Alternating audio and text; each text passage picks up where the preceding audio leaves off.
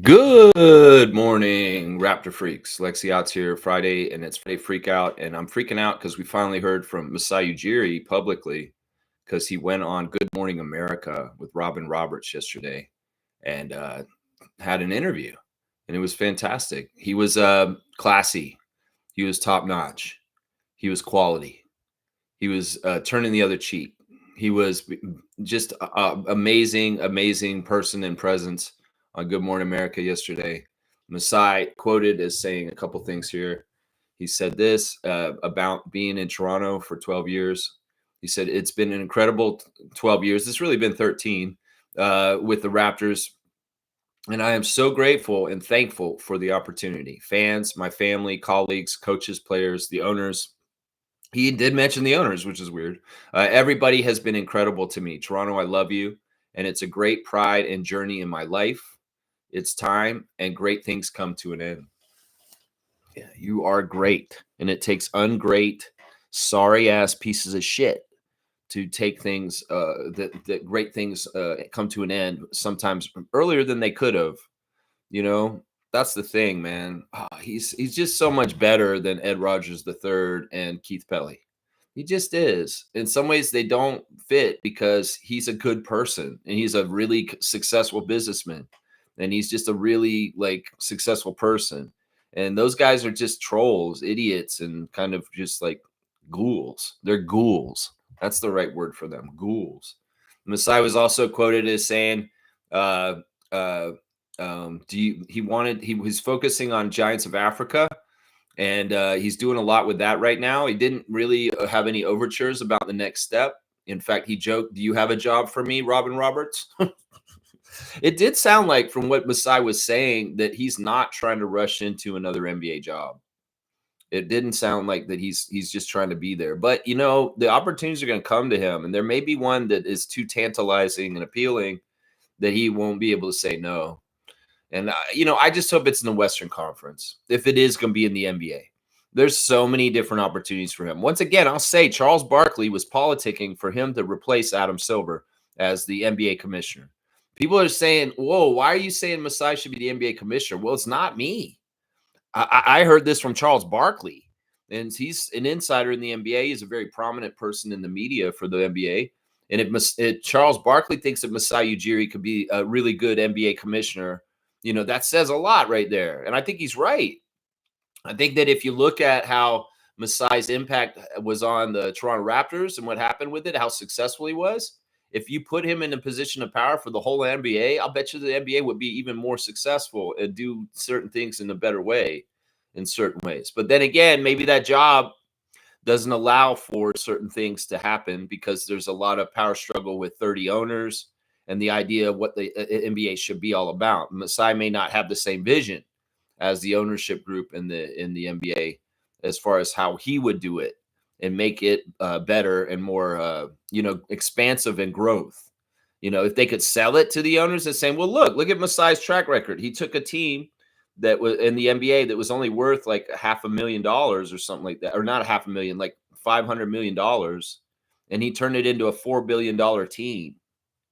And that's a proven track record of profit. That what could he do at the height of the NBA, of being the NBA commissioner? What kind of effect would the Masai effect have up there? And you sell that to the owners of the NBA, they may be like, well, I like making money. I do. Maybe Ed Rogers, in some ways, was doing this as out of kindness. He said, I'm sorry, Masai, you're too good to be running just the Raptors. You should be running the NBA, and I'm going to help you get the NBA job. That would be great. If that's what it is, Ed Rogers III, that you cut him loose because you want him to come and be the boss over the whole entire NBA. I don't think that's likely what I just said. But, freeing Masai up from the Raptors so he can be the NBA commissioner, that'd be badass. Honestly, that would be really, really good. Yeah, Masai's just class. He didn't take the opportunity to be on national television in the United States to drag his former team in the mud or the owner or anybody else. Just too classy for that. And, he also came out and he wanted to show that, you know what, he's a badass, that, these kind of things can happen. He's he's been unjustly dismissed. Let's just put it that way. But he's not like, he's a great role model for how to deal with this in grace. Does that make sense? Like, you have every reason in the world to be pissed off, to do this, to do that. He could have came on there and been mopey. He could have been on there kind of acting like, you know what, he'd been unjustly treated. But no, none of that. He has his head held up high. He's the same Masai. He has the same presence, the same quality, the same just personality of grace. And, everything about it is looking forward and positive and taking stock of just how badass he is. It's like there's no damage control from Masai Ujiri because he didn't do anything wrong in this whole thing. The damage control is solely on Rogers and Pelly. And they're still taking it, man. People are leaving Rogers like crazy. And they're really not totally into the Raptors brand all of a sudden because of this. Really bad businessmen. Keith Pelly and Ed Rogers III. Really, really bad businessmen. But yeah, I know a lot of y'all saw the Masai Ujiri interview on Good Morning America yesterday. And I'd like to hear y'all's opinion on it.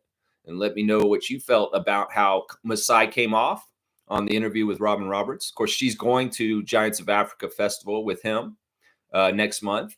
And that's fantastic. And it sounds like the buildup for this Giants of Africa is going to be bigger and better. That's part of what I think that, with the writing on the wall and Masai kind of knowing that this was happening, he went into full gear. They're like, you know what? If I'm not going to be running the Raptors too, I'm going to go focus a lot on Giants of Africa for the rest of the summer. And we're going to make this an even bigger event. We're going to extend how long it is. We're going to have more events. We're going to make it even bigger because my focus can be on with you guys more because I don't have to run the Raptors also right now. So the Giants of Africa event's going to expand and be even bigger this year, longer, more events, more people, all kinds of stuff. And that's fantastic. In fact, Masai mentioned President Kagame in the interview and that he is a lightning rod right now, the President Kagame of Rwanda. And he's a controversial guy because some people put him in the lens of a dictator and not a good person in a lot of different ways. Well, Masai's goal is to build infrastructure and economy in Africa and give more opportunities to young people there as far as things that they can get involved in that may be lucrative for their future. So that's the whole goal there. It's not about anything else, honestly. But yeah, Robin Roberts is ready to go. She's ready to hit the ground in Africa with Masai Ujiri for Giants of Africa next month. And that ball is hers. Yeah, she made that very clear in the interview. That is my ball. That is my Giants of Africa ball. Trevor J's first in this morning. Good morning, Trevor J. Commissioner Fun. Sometimes it is easier to forgive the mistakes of others, but it's harder to build that trust that has been destroyed. This is something that's going on between our countries, the United States and Canada. This is the crazy thing. Like, some ways the relationship between Canada and U.S. has been so good for so long, and it's gone so bad this year with Trump being president that, some of this is irreparable damage. And they don't even realize this. Y'all can be joking around. It's like, yeah, we're just kidding at some point.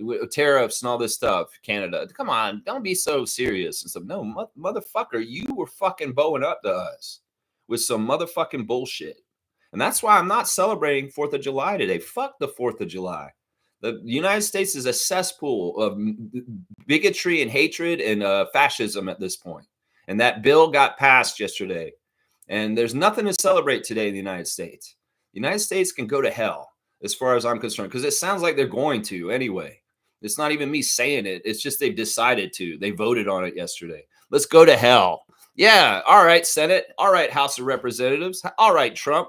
Let's make this big, stupid, awful fascist bill and pass it through. And, let's go to hell. That's basically what we're doing here. Yeah, the United States died yesterday. So I don't even know why anybody's celebrating 4th of July today, because y'all died yesterday.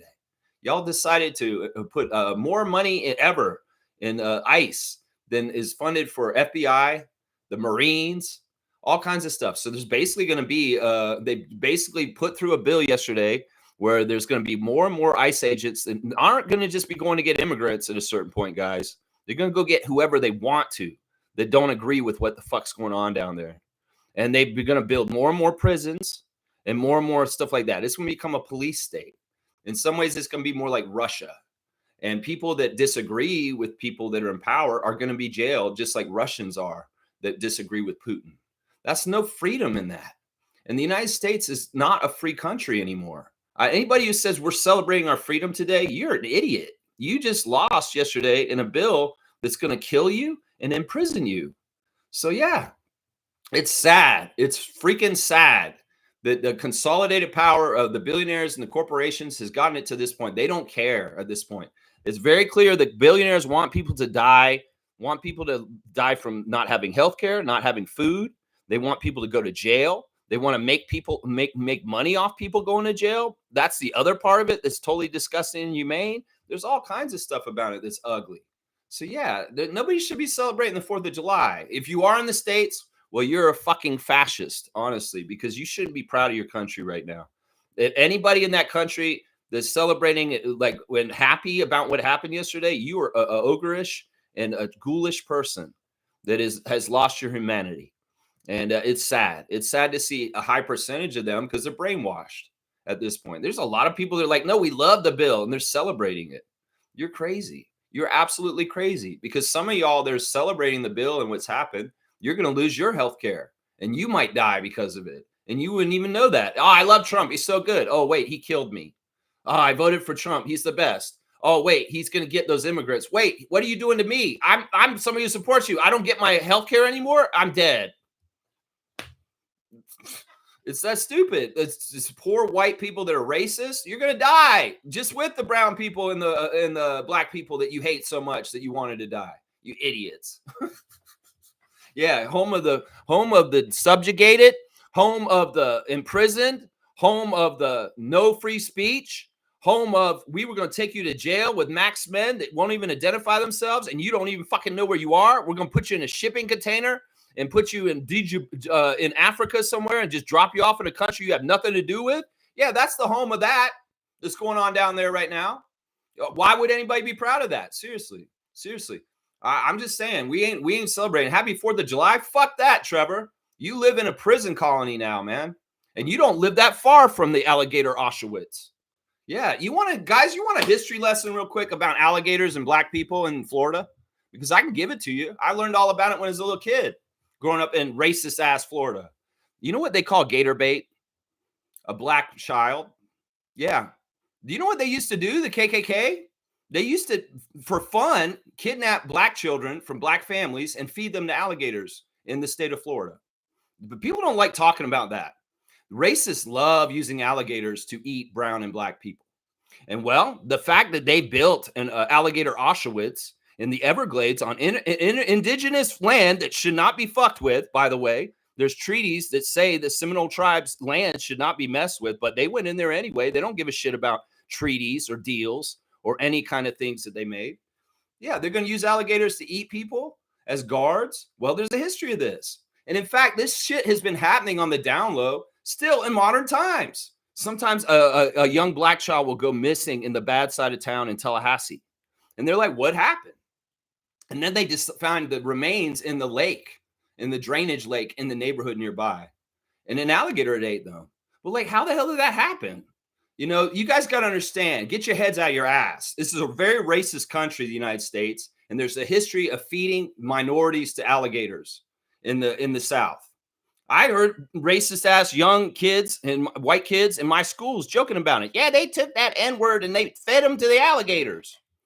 So I don't understand why anybody's celebrating the United States or happy 4th of July today, because this is the legacy that they're celebrating today. You see all the right wingers joking about alligators going to be eating people. I'm just saying there's a tragic, really fucked up history in the United States with alligators and minorities. And nobody want to talk about it today? I will. I'll talk about it right now. Gator bait. Y'all want to know about gator bait? It's a little black child that got ate by a gator because some white men fed her to it. Yeah, that's a cold, cruel fucking fact of the reality of the history of racism, the KKK, and alligators in the South. Yeah, it's the damn truth. You guys going to put happy 4th of July in here. I'm going to tell y'all, fuck you. And we're going to go right through that comment. And I'll tell you every reason why you shouldn't celebrate the United States right now. I will. Trevor J saying this, WNBA wins. Fever beat the Aces. and the Liberty beat the Sparks. Okay, I hate when you do LAS because it makes me think Aces also, because I know the Sparks and the Aces are different, and they're LB. Yeah, it's just confusing. Seattle beat Atlanta, and Dallas beat Phoenix, and Minnesota beat Washington. For some reason, there's no WNBA games tonight. So for some reason, I don't know why, but yeah, they have very few WNBA nights this week. There were only like three nights where there's actually games going on. And there'll be games tomorrow night and Sunday night. And there's only like 3 nights where we can get fantasy points. It's really weird, really, really weird. Thank you, Trevor, for the WNBA update. And I would give you the referees, but there is no referees tonight because there's no game. There's no games tonight. Yeah, in our league, we've got, let's see who's leading what. I have a good lead on Kareem right now. I don't even know if Kareem's set up his lineup right. Cool Cat is beating James. Cool Cat has been picking up some steam lately. It's really good. JP's beating MJ. Logical Raptors Fanatic is losing to MK. And Trucker Kaz has got a huge lead on Edmund in his matchup right now. And there's Trucker Kaz right there. Good morning, Lex and Rapid Free Crew. Good morning to you, Kaz, TGIF. Hope you're having a great Friday so far. There you go. Trevor's saying that Walter Scott, co-founder of the Whispers, died. That's sad. I don't like hearing... there's celebrities that are passing away all the time. Michael Madsen, the actor, died yesterday. And this is a great singer from the Whispers, Walter Scott. Will rest in power. All the condolences in the world to, the family of Walter and all of his friends and colleagues that are missing him today, man. I hate hearing this stuff. Isaac's in here. He's number 2 on the top fan list. He's got me on blast. Thank you, Isaac. I appreciate you so much, man. I really, really do. Let's see. Seymour saying Calgary Stampede starts today. Shaq and SGA are here. Cool. We're going to do SGA Share the Love Club tomorrow, guys. It's SGA's birthday a week from tomorrow, but we're going to be doing Summer League then, and I'll be doing a reaction stream on his birthday. But I want to give him his due. So we're going to do Shai Gilgeous-Alexander Share the Love Club tomorrow for the MVP of the NBA and the champion, Shai Gilgeous. So that's our stream for tomorrow. SGA, Share the Love Club. That's right. He's getting his Share the Love Club, which is awesome. I don't think I've done him. I'm pretty sure I didn't do him yet. I did Andrew a couple weeks ago. Yeah, and you're saying something about happy that. Fuck that, man. I'll say that, Seymour. The second half of your comment there, I'm saying fuck you. Not fuck you. Fuck that. Fuck that. I'm not saying that. I'm not saying that, guys. I'm anti 4th of July right now. That's why I wear black today.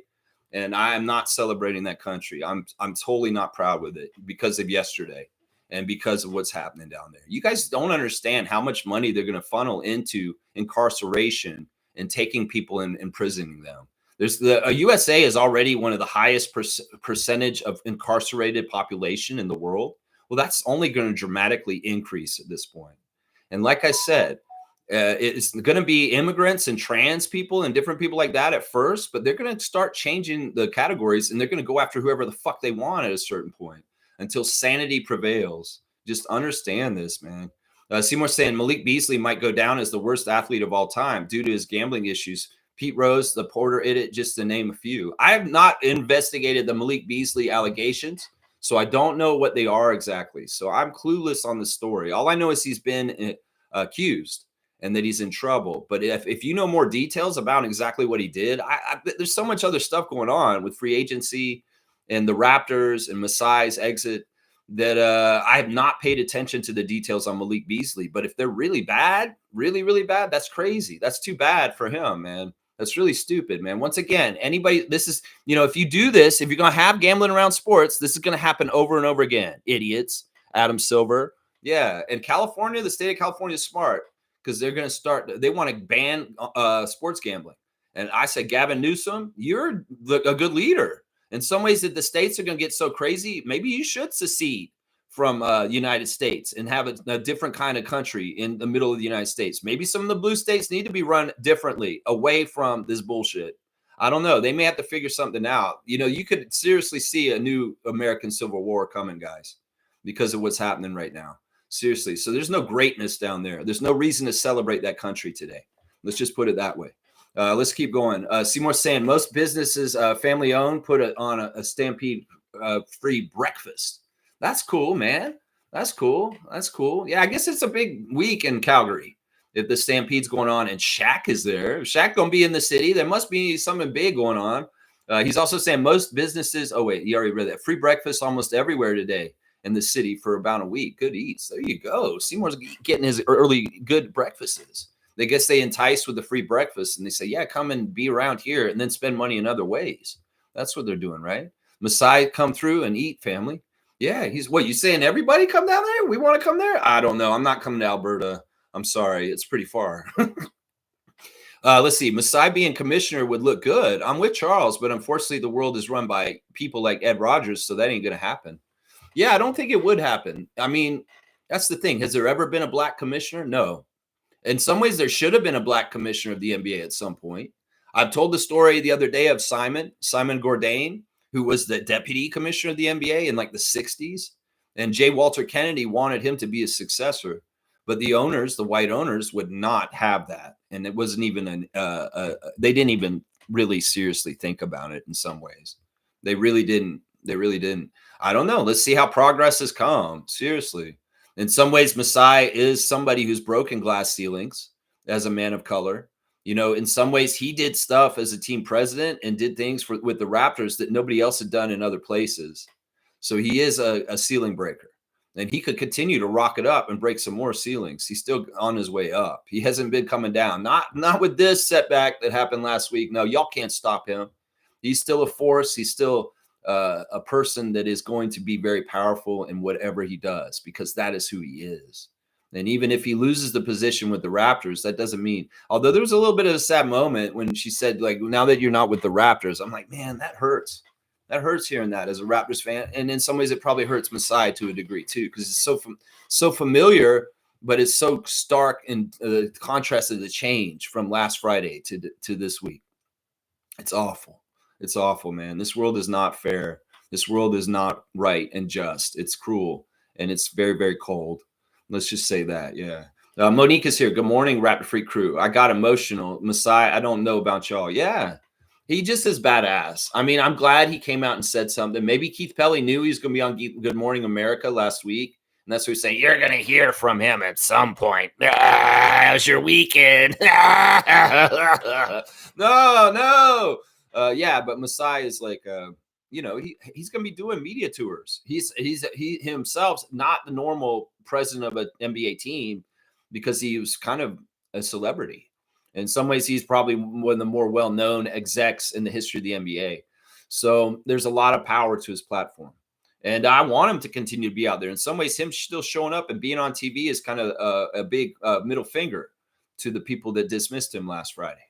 Because it's like, yeah, you guys can't hold me down. You guys can't stop me. I'm a force, and I'm Ujiri, and I'm gonna do what I do no matter what. Yeah, this, you know what? It's a sad interview because it's post working with us, but it's a very powerful, strong interview also to show he's all right. He's gonna carry on, and he's gonna be a badass no matter what. That's what I'm saying right there. That's right. Fiercely's here. Good to see you, MJ. Good morning, fam, and happy Friday. It was so nice to see Masai, and yes, a true class act. I like this joke, asking Robin Roberts if she had a job for him. Yeah, I don't know. What would you do, cameraman? What would you do at Good Morning America? Maybe you could be in Michael Strahan's seat. Masai Ujiri comes in. He's guest hosting Good Morning America from now on. I don't know. I don't know if those are the strengths we want him to use. I mean, he's very verbose and very eloquent and very good speaker. And he's very charming. Of course, he could do the job, but I don't think it's really fully using his full capacities for his strengths and what he can do, how powerful and how much he can do. If he's just an on-air talent on Good Morning America as one of the hosts, yeah, I don't know if that works. I don't know if that works exactly. It's an interesting idea to think about, though. Let's see. I was like, come on, Masai, as if you don't have a job offers already lined up. Well, I like what he said. He said that he's taking stock and he's taking time. He's like we thought. He's going to get that extra time with his wife and his kids and really take a break. And that's the right thing to do. In some ways, you don't want to rush right into something else immediately after Nick Nurse because you'll make a bad decision. And that's what happened with Nick Nurse. He rushed right into the Philadelphia job, which was a bad decision, honestly. Really, really bad decision. He thought it was the right decision at the time, but it was a horrible decision. And you can see how bad he looks with his health, with the stress of running the Sixers at this point as the head coach. So it's like Masai is smarter than Nick. He's going to take time off and assess the landscape around him and then he'll be smarter about what he chooses next. Nick ran right into that because that's part of the whole deal. He didn't have a choice. I'm sure if he could have had his way, he would have taken a year off before he took the Philly job. But Daryl Morey, that was the whole grand scheme of things. Get you messed up in Toronto and get you directly to the Sixers, because that was the whole plan all along. Sabotage your team on the down low because it's the Raptors. Nobody cares about them, Nick. So go ahead and shave wins by not coaching them correctly. And especially a very crucial play-in game against the Bulls where you didn't coach and you helped them lose so that you could absolutely get fired. But you need to immediately come to Philadelphia. Well, Masai's taking time to dwell and take on everything and take in offers and listen to what's happening. And he's going to make a very wise decision about his next move. In fact, he doesn't even really need to make a next move. He could just run Giants of Africa, and he could keep his full time doing that and just do stuff with that and Basketball Africa League. And he doesn't have to do anything else. That's the thing. He could be just doing this for years to come, and it doesn't matter if he does other stuff, you know? So let's see. Fiercey saying the GMA host also said lots of people reacted. I'm so glad Rodgers is feeling the aftermath. Yeah. Yeah, a lot of people reacting to this, and I hope they continue to do it. Fuck you, Ed Rodgers III. Fuck you, Keith Pelly. And Masai, you're a badass. I'm going to bring up Masai Ujiri as much as possible. In fact, every time I can put Masai Ujiri's face on my stream every morning, I will. If it's pertinent for something, I will put his face in the face of every Raptors fan and continue to remember the really stupid decision that these guys made last week to dismiss a guy who had no reason to dismiss him. So, yeah, every single time I'm going to put his face up. He was on Good Morning America yesterday. All right, he's the face on my stream on Friday. That's just how it's going to be. We will bring Masai into this stream every single time I can. If I have to mention Masai Ujiri every single day on my stream on the Raptor Freak channel, I will. Just to remind everybody of the bullshit that Keith Pelly did, letting him go last week under the orders of Ed Rodgers III. That's right there. Boom goes a dynamite. James is saying, Lex, what's your prediction for the Raptors record this year? This is a great question. James is often a very good question asker. Like, I've noticed this about Raptor Freak James. And you know what? I'm going to give him a dunk for this. I like this. I like this a lot. This is what I would say about this, James, is we won what? We won 30 this year. We went from 25 to 30 in the last 2 years. So, all right. I don't think that we're just going to add 5 more wins this year. I'd really like us to be above 500. So I'm going to say at least 41. And this is, obviously we need to be healthy and we need to be going in the right direction. I would like us to get a 50-win season this year. Yeah. I'd like us to get a 50-win season. If we get, I will say we'll get 45 for sure, but I'd like us to get a 50-win season. If we get a 50-win season, it's likely we will be in the playoffs, and it's likely we might have home court advantage also. So I would say between 45 to 50 wins for the Raptors this year. I'm not going to go crazy and say, oh, they're going to win 60. No, I'll say they'll win 45 to 50, but they will be an above 500 team. That's what I'm hoping. It'll be tough because the NBA is weaker this year than last year. So in some ways, it'll be easier for us. We'll be coming up with more strength this year, and other teams will be coming down a little bit. So it could very well be 45 to 50 wins. That's what I think, yeah. Kareem Thomas is saying it's one thing if we were playing Boucher, but knowing he was on the bench just deteriorating is frustrating as fuck. We could have traded him. He's a great Canadian player, and we mishandled him. What are you talking about, Kareem? Where are you coming with all this? What happened with Chris Boucher? Chris Boucher hasn't gone anywhere yet. Have you seen him get signed with anybody yet? No, he hasn't. He hasn't. Neither has Precious. Precious hasn't signed with anybody either out of New York. What's going on here? This is like last year with Gary Trent. Why did it take so long for Gary Trent to get such a shitty deal with Milwaukee? Well, he's got his shitty deal with Milwaukee already now. But this is the same thing. It's the same thing with Boucher and Achua. These guys are going to get paid $2 million a year. They may be holding out and thinking they're going to get a $10 million a plus contract, but they won't. This new NBA has squeezed them. And Chris Boucher, if him and his agent are holding out for a huge amount of money, they're not going to get it. That the market has already fallen in place with everybody who's getting this and this market value and this. And in some ways, what it's showing is that Chris and Precious are flawed players to a degree that the some of the teams do not want to invest full like old middle contracts like they did before. The middle class of the NBA is dead. And these guys are getting like, Chris at his age and how long he's been in the league, he's going to get like a $2 or $3 million contract for this year. And he probably wanted a $15 million contract or a $12 million contract, like the one he's just finishing up with the Raptors. That's just the economics of the new CBA and just how it is. So in some ways, it's like Chris could look at it as like, all right, if I'm not going to get paid huge amount of money, then I really kind of want to go where I want to go, right? If it's not about the money, it's like, well, I kind of in that case, it could be that the Raptors still have an outside shot to keep him. Seriously, because we may be able to wedge in a $2 or $3 million contract for Chris for this year. Still, even with Sandro here, I don't know. It may not be possible, the roster spots and stuff like that. But Kareem, if you know something about something that happened with Chris Boucher already, you tell me. But this isn't our fault. No, this isn't our fault. This is the NBA collective bargaining agreement's fault. It has nothing to do with the Raptors. You can get mad at them for not playing him, but once again, we don't know the stipulations of 50 games and why he only could play 50 games the last 2 seasons. I'm sure there were some incentives and maybe cap hits that we couldn't take because then we would pay a penalty. And that may have been just good management and not necessarily Darko against Chris or not wanting to play him, or not necessarily that we didn't like Chris and we didn't want him to play. It's just that maybe we were thinking financials and being smart about not paying penalties because there's a certain incentive for Chris that if he plays more than 50 games, he's getting paid to a certain level. And we didn't want to pay that. So we were limited in how many games he played. I don't know. There's all kinds of ways we talk about this. But saying that he was just on the bench deteriorating is frustrating. No, he wasn't doing that, man. No player that plays in the NBA is deteriorating on the bench. They're all in practice, busting their ass. They may not get to play in the big show, and we may not get to see it, but they are working their ass off behind the scenes. If Chris is deteriorating on the bench, it's his own damn fault because he's not doing his hard work for himself to keep his body up. No, I deny this comment. Kareem, it's a little off base right here. We could have traded him.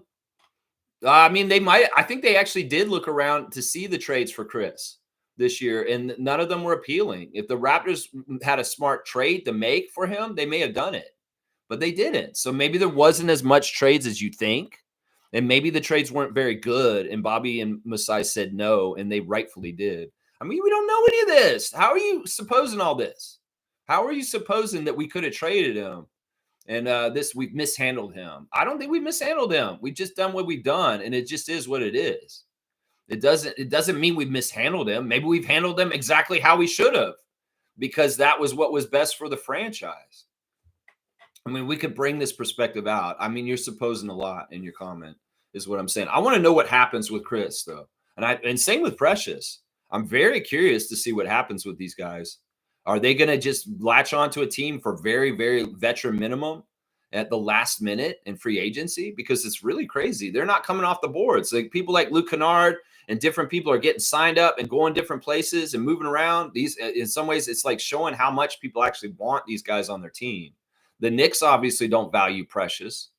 You know, why did the Raptors not value him? Why did Miami not value him? And now the Knicks don't value him. There's something wrong with Achua. You know what I'm saying? And with Chris, it's like, look, he's made himself into a certain type of player. He's helpful to teams, but the money brackets that he's in at his position in the league is just shrunk. And he's in a really bad position where he's like, you know what? You may be thinking you were going to get this amount of money, but you're not, because the NBA has shrunk the middle class. And that's just how it is. I don't know how that's the Raptors' fault. Seriously. I don't know. We've employed him for a long time and made him a very rich man. How about that? Seymour saying Mamu and Ingram going to be binking fingers together, laughing at the fact they escaped the ICE harassment. Man, it's scary. It's in some ways it's not even a joke, bro. Because seriously, Nazi Germany is equal to MAGA America. It's the same kind of shit. You just take SS and make it ICE, and you're getting what you're getting. And they're going to build concentration camps like Alligator Auschwitz. It's just really disgusting and gross. And well, you know, history's not going to look kindly on this point of history. That the United States went off the rails and the way that Germany did with Hitler. And it's not going to look nice. And like I said, there could be a civil war coming because people that are right-minded and have the justice and right in their head may have to fight these fascists at some point. And it could break the states up to a degree. And there could be some really weird shit happening, guys. I'm telling you, man, it's really, really a bad thing that happened yesterday. And that's why anybody who's like full-heartedly, patriotically celebrating 4th of July, you're sad, man. Most people should be flying their flag upside down and in mourning and wearing black like I am, because this is really sad. They're going to kill 50,000 people this year because of this bill that came out yesterday. 50,000 people will lose their health insurance and they will die by the end of this year. And that's unnecessary deaths that they didn't have to cause. But in some ways, the billionaire class and the corporations don't care about people. There's no value in life anymore because there's too many of them. And in some ways, they want to cull the populations. They want people to die. And they want specific people to die, not certain people. They want specific people to die. It's crazy, man. It's very, very crazy. Let's see. James is saying, big, beautiful bill, taking away a lot of social benefits, taking away Medicare cuts and food benefits for low-income individuals. Yeah, people are going to starve. There's a lot of food stamp programs that are going away. SNAP is going away. Food programs for kids in schools, nutrition. They don't want people to be smarter. They don't want people to be educated. They're taking away money from education. They're going to have to close a ton of hospitals in rural areas. And these are going to directly affect Trump supporters, these idiots. You basically voted for Trump, and now you lost your hospital and your farm community. You dumbasses. Seriously. It's like, look, you guys don't understand. There's only the fight isn't between culture. It's class. And all you poor people that are poor whites that are racist, well, the war's against you on the down low, and you didn't even realize it. And you supported it. It's crazy and sad. It's very, very, very, very sad right now. Infamous saying, salute, freaks. I would like to see him come back around and be run for political office in the province so he could stick it to Rogers on the political side. Yeah, that would be awesome. I don't know if Masai would do that, though.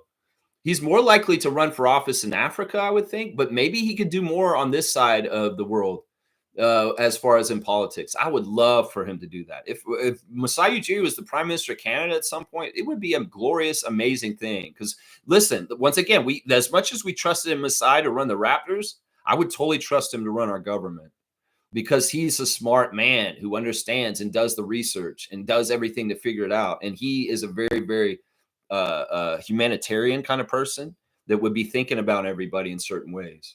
So yeah, it would be a fantastic thing. Premier of Ontario, Prime Minister of Canada, either job, Masai Ujiri. Those sound great to me for you.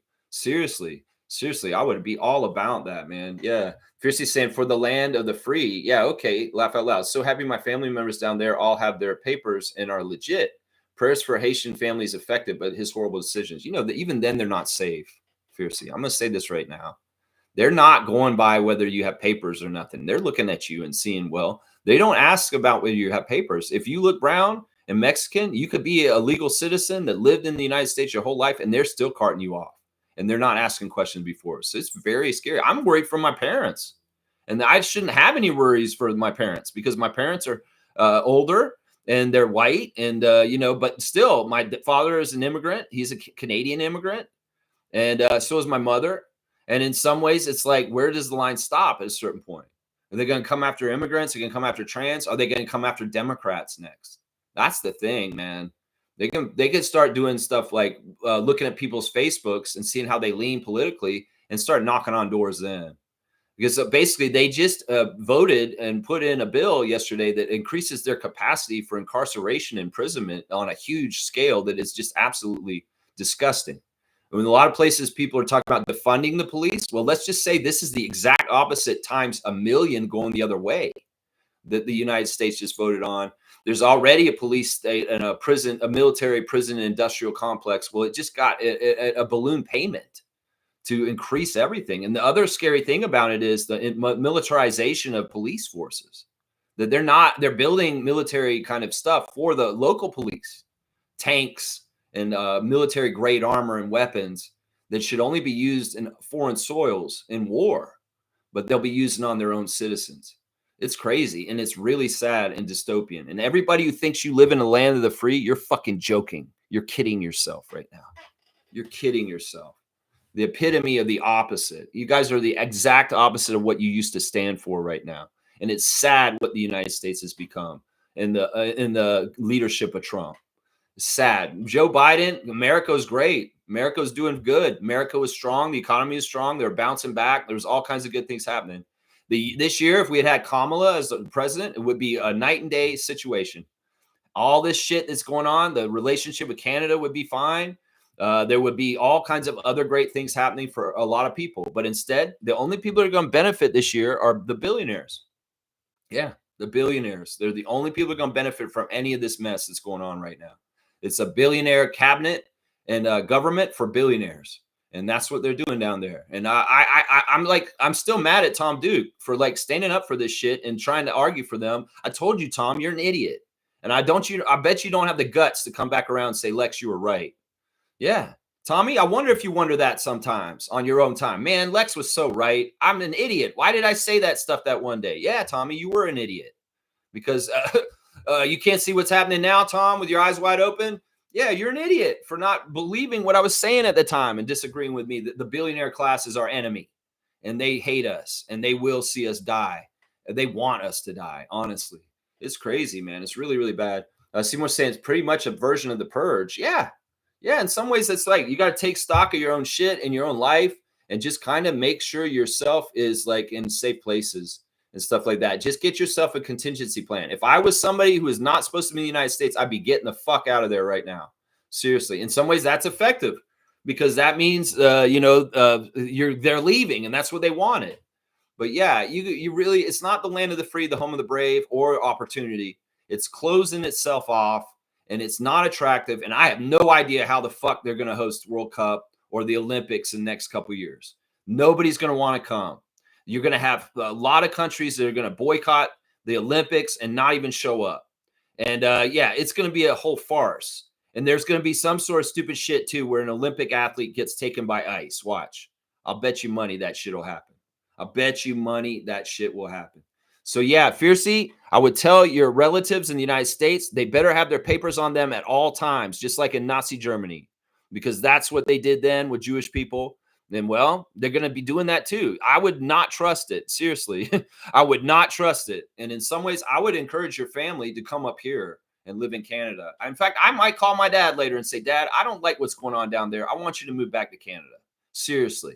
I think you guys should sell your loft, and I think you should come back to Canada and get the hell out of the United States now, because they built a cop city in Atlanta, and it's not going to be used for good things. Trust me.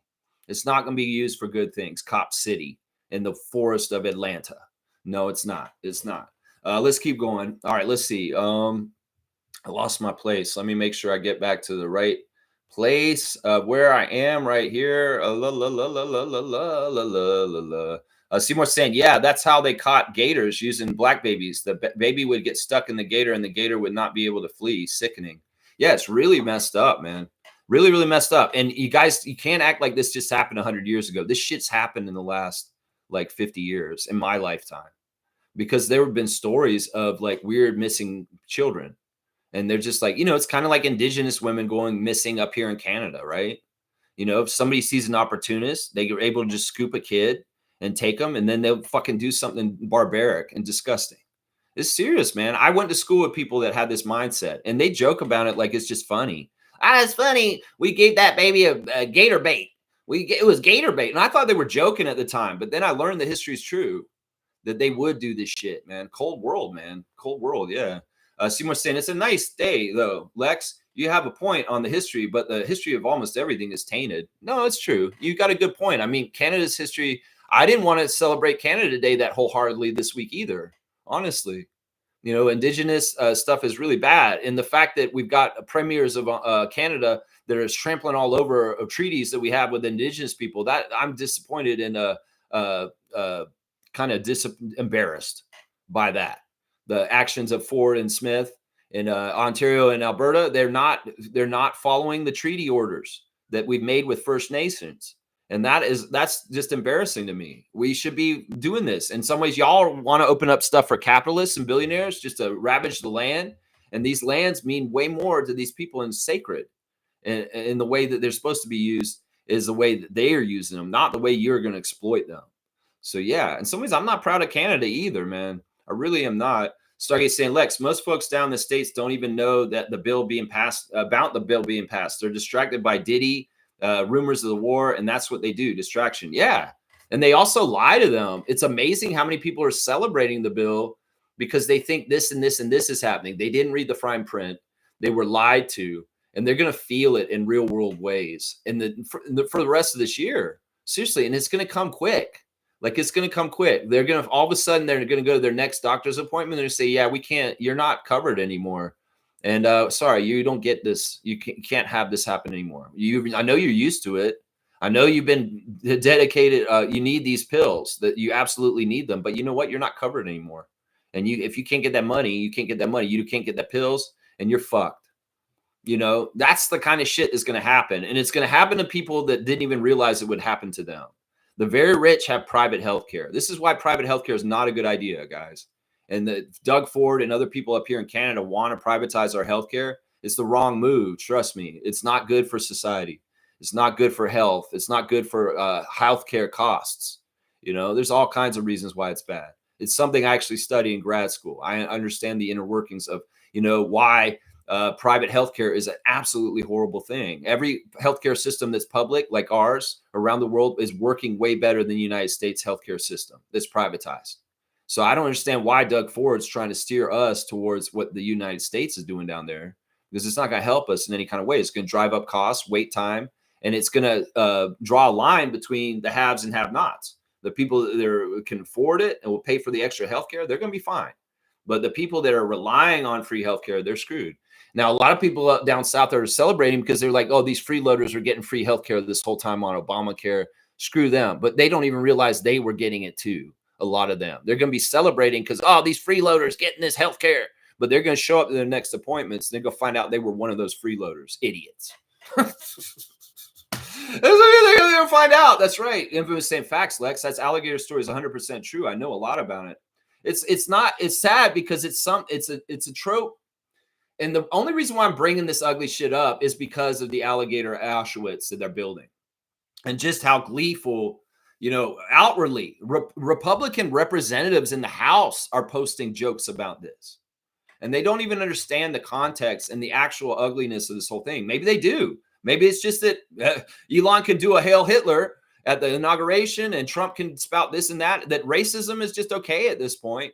And ugly, like fucked up, horrible, disgusting, savage shit like that is okay to celebrate. It just shows that the Republican right-wing side is dehumanized, and they have no penchant for humanity or you know, what's right and wrong at this point. They're absolutely evil, sadistic fucks that have weird, fucked up fetishes, and that's what this is. That's what we're talking about right here. Fiercely saying, yes, the WNBA schedule has been weird this week. I thought it had to do with the All-Star, but nope. Yeah, I think it had more to do with the Commissioner's Cup is why it was all weird this week, which was a weird game. Most saying Mamu arrived in Toronto last Raptor to wear number 54 was Patrick Patterson. Mamu, you'll be great with us. Yeah, we'll have to see. All signs look pretty good for him to be with us and play well. Spurs fans are upset because they miss him. In some ways, they're like they saw some upgrades on the roster, but they're also like, man, why couldn't we keep Sandro? So the Spurs Nation is very like sad that he's coming to play for us, but then some of them are very happy that it's Toronto if it's going to be any other team. And then, you know, they're telling us that we got a good one, and that's all good signs right there. That's all good signs. So yeah, and Sandro's in town and he's embracing being a Raptor already. It's fantastic. It's fantastic. Love it. I love it. I love it. 54. Yeah, he'll be 54. Elijah will be 55. So we got a 54 and a 55 coming on the team this year. That's fantastic. Cream saying, Seymour, you got Denny's out there? I'll travel down there for some free food. Well, isn't it if it's your birthday, Denny's will give you a free meal if you can prove that it's your birthday? I think Denny's does that, free breakfast for birthday people. So if it's your birthday, you can go get that free breakfast any day. Yeah. Wayne saying, morning, Raptor Freaks. Haven't seen the interview with Masai, and I don't expect any earth-shattering conversation. Summer League next week is a welcome break for the basketball boredom. Yeah, I can't wait. I'm really excited about Summer League next week. And we will be doing the regular previews and reactions. And yeah, we're going to have 5 games at least. And that's fantastic. The 4 that we know, and then there's going to be an extra mystery game for sure. So that'll be really, really, really, really good. Really, really good. Yeah. Most saying this. So Lex, Giants of Africa crew hangouts will stay the same with Kimberly. That's awesome. So I'm glad to hear that. Now, does that mean, Mo, that Giants of Africa is not going to move their office from Toronto? That Kimberly and the rest of the crew are going to still work with Masai here? Because that's one of the things I worry about a little bit is now that his ties with the Raptors are cut, will he move the head office of Giants of Africa away from Canada and Toronto, or will he keep it here? I hope he does keep it here, and that's fantastic. I mean, if we're going to do your birthday every year, it'd be fantastic to see the GOA crew at your birthday every year and keep up with them going forward still. That is great news. That is great, great news. I love it. Yeah. And Kimberly, of course, I mean, Giants of Africa is a separate entity than the Raptors, and it's Masai's thing. Jeff Landicho, Kimberly, they're working for Masai, and their jobs aren't lost. They're in a totally different entity, and they're going to do the stuff for Giants of Africa still. And that's fantastic. That should be that way. Seriously. Seymour saying, yep, we got like 8 locations at Denny's. There you go. IHOP, Krispy Kreme. I always say this, guys. Don't go to the Canadian, don't go to the American companies. Fuck Denny's. Fuck IHOP. Fuck Krispy Kreme. Go to the Canadian equivalents. Seriously. Go to Sunset Grill, man. Don't go to Denny's. Go to Sunset Grill. Go to Cora's. Go to Cora's. Stop supporting these American corporations, big companies. Screw Denny's. Denny's has a racist history in the South, down in Florida, y'all. There was a big protest of Denny's in Tallahassee by all the FAMU students for a while because of racism towards Black customers. So I'm like, y'all can be all about Denny's, but it's an American corporation. You're not buying Canadian, and they have a history of racism, just so y'all know. I don't want to ruin everything for everybody, but that's just the damn truth.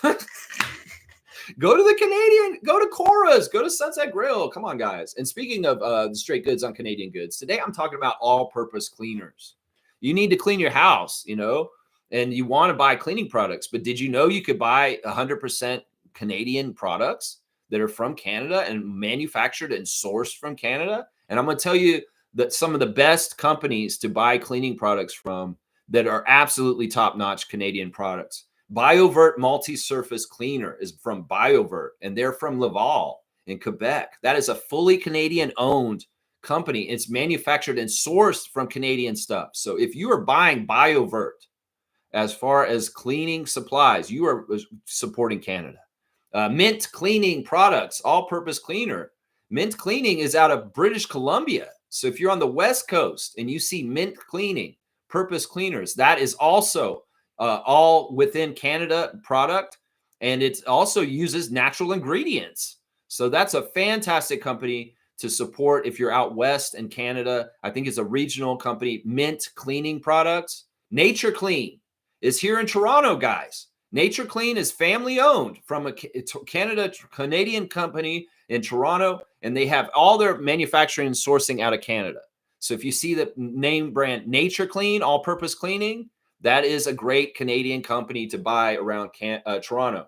And out of Montreal, we've got the Unscented company. Unscented, all-purpose cleaner, fully Canadian-owned, manufactured, and sourced out of Montreal. So Unscented is another great one there. So yeah, there's a good 4 or 5 different companies. There's also one called Attitude, all-purpose cleaner. And they're out of Montreal also. And it's all good. So Attitude, BioVert, Mint, Nature Clean, and the Unscented company. Those are probably the 5 best all-purpose cleaner companies you can get in buying Canadian. And stop buying Procter & Gamble. Stop buying big companies like Dow and other companies from down south. You don't need those companies. Let's support Canada fully, and let's show them that you don't push people around and bully them. And we will show you what we do. That's right. And in response, that's right. Yeah. Blackhawk saying hello and welcome. Posted a great interview with CMB's brother, for Colin Murray Boyle's brother. Colin Murray Boyle's older brother, there was a clip that Monique posted of him in our Raptor Freak Facebook chat. And it was interesting to watch. And that was his brother, right? That you posted. You didn't post him. I'm pretty sure you knew that was his brother when you said that, because it was James Murray Boyle, not Colin Murray Boyle. And yeah, that's interesting. So Helen, welcome. Have interviewed James. Interesting stuff. But yeah, James played in Europe. He's older than Colin. He's quite a bit older, actually. But in some ways, Colin Murray Bowles already said in an interview that he owes a lot of what he's done to his brother. His brother got him into basketball and he's mentored him. So in some ways, it's like his brother is his mentor. So that's an interesting relationship with Colin Murray Boyles. Good morning, Neil. Good to see you. You're not number one in the top fans. Stargate's here. Good to see Stargate. Raptors are still a better team, if healthy, than at least 3 of the teams that made the East playoffs last season. Knicks for sure are going to drop. Mike Brown replacing Tibbs, laughable. I know. I think this may be one of the better choices they could have made, but they're going to have a bad choice either way. Mike Brown is a journeyman coach who absolutely knows the NBA very well. He's coached a lot of different situations. He's coached in bad situations. He's coached in good situations. He's had success. He's had not had success. He's coached egos. He's coached all kinds of stuff. So in some ways, this is new to him. And in some ways, he's more well-equipped to take this job in New York than most of the candidates.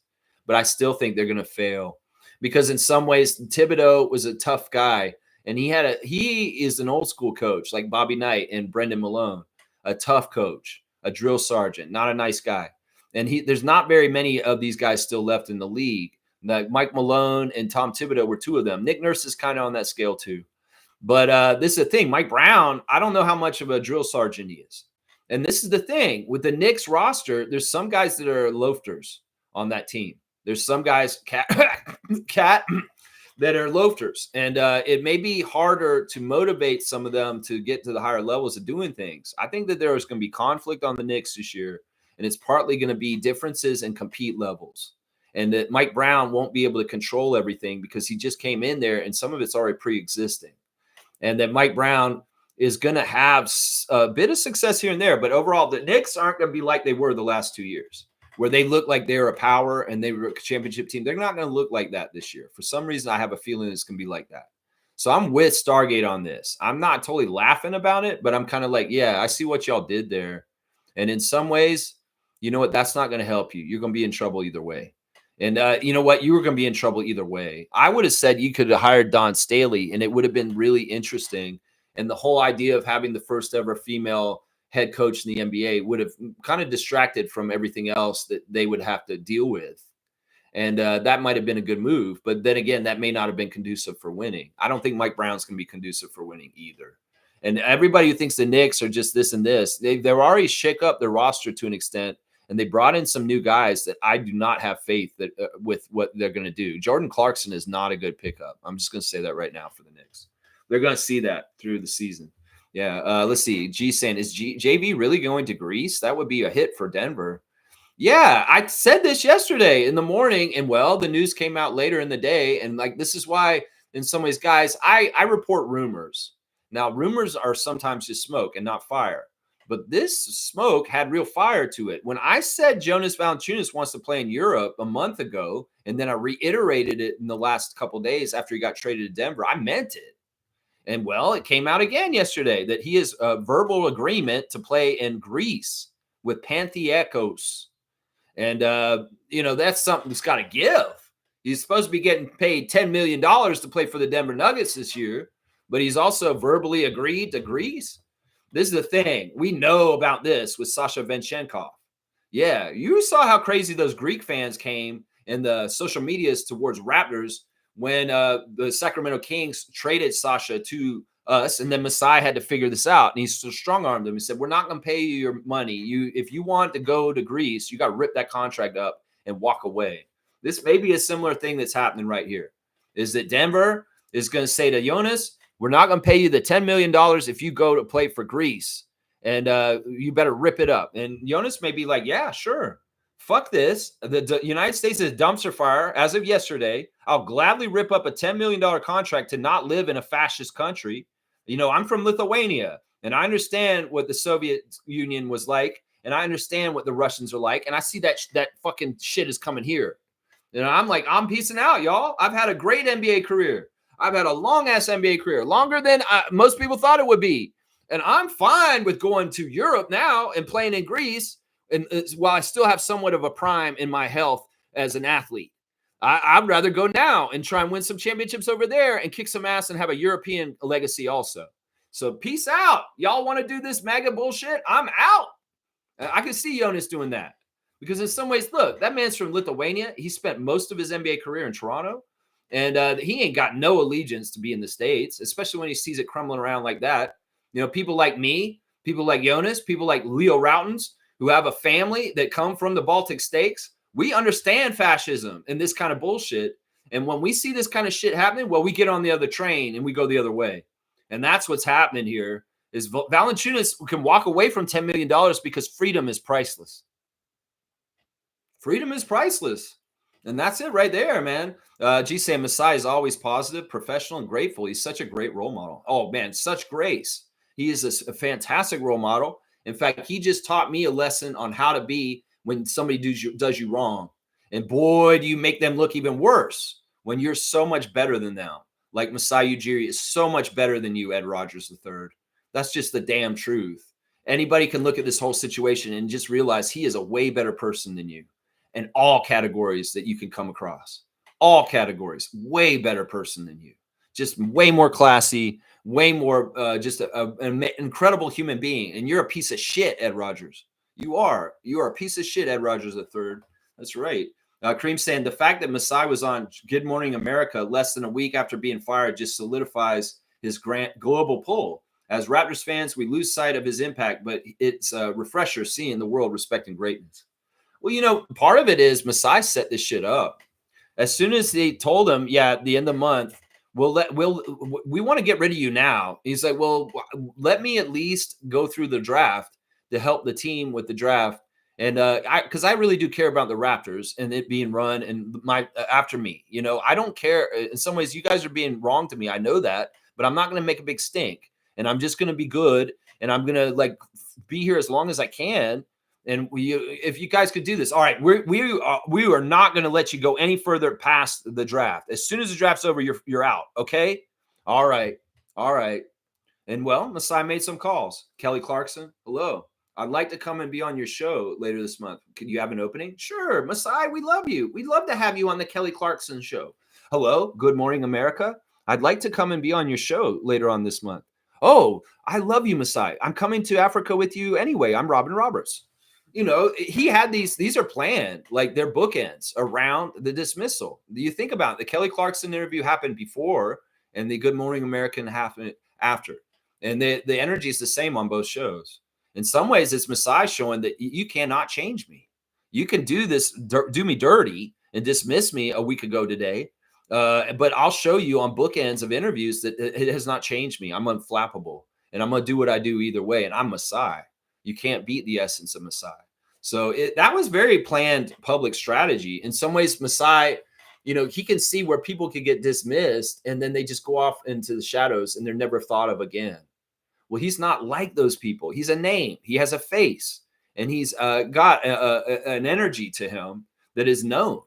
You know, somebody like what's his name, Sam Presti. If he walked away from the Oklahoma City Thunder, he would just like probably go get another job, and there wouldn't be any press or anything like that. That's the difference. Masai's like that, and in some ways, he wanted to show that his brand and who he is still strong as ever, even if he's parted ways with the Raptors. You know what I'm saying? And that it's a flex in some ways. The Good Morning America, it's a flex. Let's just put it that way. Neil saying, I saw this morning that Good Morning America interview with Masai. He's just a class act. Yeah, he's above it all, and good for him. He's above it all. He could have easily taken shots at them and been bitter and dirty, but he didn't. He didn't. He had no reason to. In some ways, they are already outed for being cretins and miscreants. Yeah, they're already outed for that. Everybody knows it. He doesn't have to say jack shit about it. The fans know it, and they're coming after them, rightfully so, every single day. Never let up. F Ed Rogers III, F Keith Pelly, and always do that for Masai. For the rest of your lives, Raptors fans, do it. And teach your kids, too. We're going to keep this legacy going forever. Outlive Keith Pelly and Ed Rogers III. Their legacy will be, fuck you guys, just like Harold Ballard. It's going to be the same thing. Ed Rogers, if you didn't realize you just made yourself Harold Ballard of the Toronto Raptors, you did. You did. You stepped in it like that. And you could die next week and people will still hate your ass forever after this. Seriously. That's just how it is at this point, my guy. That's your legacy, bro. You can forget about your Rogers cable empire. Everybody's going to remember you as the guy who got rid of Masai. That's all they're going to remember you for. They won't remember you for jack shit otherwise. I'm telling you right now, they won't. Kareem saying if Jonas Valanciunas doesn't believe that he's capable of contributing to a contender, then he definitely isn't glad he's self-aware enough to make that call. Have fun in Greece, buddy. Sell out. Man, don't you come after a Raptors legend like Jonas because he won't come play for your West Coast team. No, Kareem. No. I'm not going to give you a strike. I'm just going to give you a verbal beat down on this one. No. Jonas had already made his mind up that he probably wanted to play for Europe before he got traded. And it could very well be that the Kings did a fast one on the Denver Nuggets. And knowing this, and the Nuggets not paying attention to what Jonas was saying in the offseason. Don't get mad at Jonas because he decided he wanted to leave the States before he was traded to the Nuggets. It's not a decision because it's the Nuggets. It's just the NBA in general. He's not dissing the Nuggets, Kareem. He's dissing the NBA in the United States. He wants to go home to Europe. He sees what's happening in the United States, and he's like, fuck this place. I'd much rather be back home with my family and my friends, and I do want to have a legacy in Europe. It has nothing to do with it, Denver. He could have got traded to the Kings, from the Kings to the Clippers. He could have got traded to the Hornets. He could have got traded to the Nets. It doesn't matter the team, so don't get personally offended and call him a sellout. What the fuck is that, man? Seriously, it doesn't matter the team. He's thinking about doing this no matter what. So you're all personally butthurt by this? Come on, butt dial. Oh, man, he's not a sellout. We love Jonas. You're a sellout for turning your back on him all of a sudden. Especially for allegiances to the Nuggets. Come on, man. This is Raptors freak, not Nuggets freak. And you don't call a legend like Jonas Valanciunas a sellout just because he decided to turn his back on the NBA. It has nothing to do with Nuggets. Exactly. He's capable of helping them. Trust me. That's why you're all butthurt. That's why. He's like, oh, he doesn't want to come play for the Nuggets. He must be washed then. Come on, man. That's not what it is. Come on, man. Kareem saying, all due respect, that's more for fun, not serious right there. Kareem saying, Masai is in the lab learning French. He's going for prime minister. He probably does know a lot of French already, guys. Honestly, he probably does. You may be shocked at how much different languages Masai Ujiri can speak, man. You may be shocked, man. Blackhawk saying JV said he would play in Europe before the trade. JV will not go to Europe now. That's not true. We don't know because the allegations came out yesterday, Neil. We can't say for sure. I'm saying 50-50 on this, man. I'm not going to say I'm exactly right, but I'm just going to tell y'all if he does go to Europe, well, then I was right. But if he doesn't, I won't be surprised about that either. $10 million is a lot of money. And to just leave it sitting there and go, hey, listen, I get it. It's more than Vinchenkov. Vinchenkov had less money that he walked away from. And well, Jonas, he's like that. In some ways, money may not be the end all be all for him. He has all the money in the world already. He's had a very long career. Neil, you can't say for sure he won't go to Europe, but I can't say for sure he won't go to the Nuggets. So we'll just have to see what happens. Seymour saying, JV better stay. He could be the fourth Joker brother. Yeah, I don't know if he wants that. I don't know if he wants that. I don't know who aspires for that. Randolph saying, blessings, beloved Raptor Freaks family. You cannot purse life, even if you try. Life is given to live with a daily purpose. So make the best of your life by doing every good you possibly can. Do it. There you go. I like that. I like the general theme of Randolph's words of wisdom this week being do good and where you can do good. I really do feel like that is so true right now. In a world that's a lot of evil, bad actions happening, we got to counterbalance it with the goodness and the humanity of being human and being connected and understanding that there's something totally different. Hold the door open. Do all that kind of stuff. Say hello to somebody nice. If somebody seems like they're having a hard time, reach out. There's all kinds of different ways you can make this world a brighter and more positive place. If other people are going to be dimming the light and making it more evil and messed up, we're going to have to shine the light in other places with love because love will win out in the end. And these are beautiful words of wisdom in our dark times right now. I love you, Randolph, and blessings to Phyllis family and all the Raptor Freak families. That's right. Wayne saying, don't know which fan lost sight of Masai's impact, Kareem. Not referencing haters, losers, and neophytes. Don't count Kareem. Can't give them any credence. What is he saying? Don't know which fans lost sight of Masai's impact, Kareem. Not referencing haters, losers, and neophytes. Don't count Kareem. You can't give them any credence. I don't even know what you're referencing to. What did Kareem say about Masai? He's talking about Jonas. He's talking about Jonas. He's not talking about Masai Ujiri. All right, let's see. Seymour saying, so Kareem, you're going to travel across 3.5 provinces to get some free Denny's? I'm dead. If you do that, you go ahead.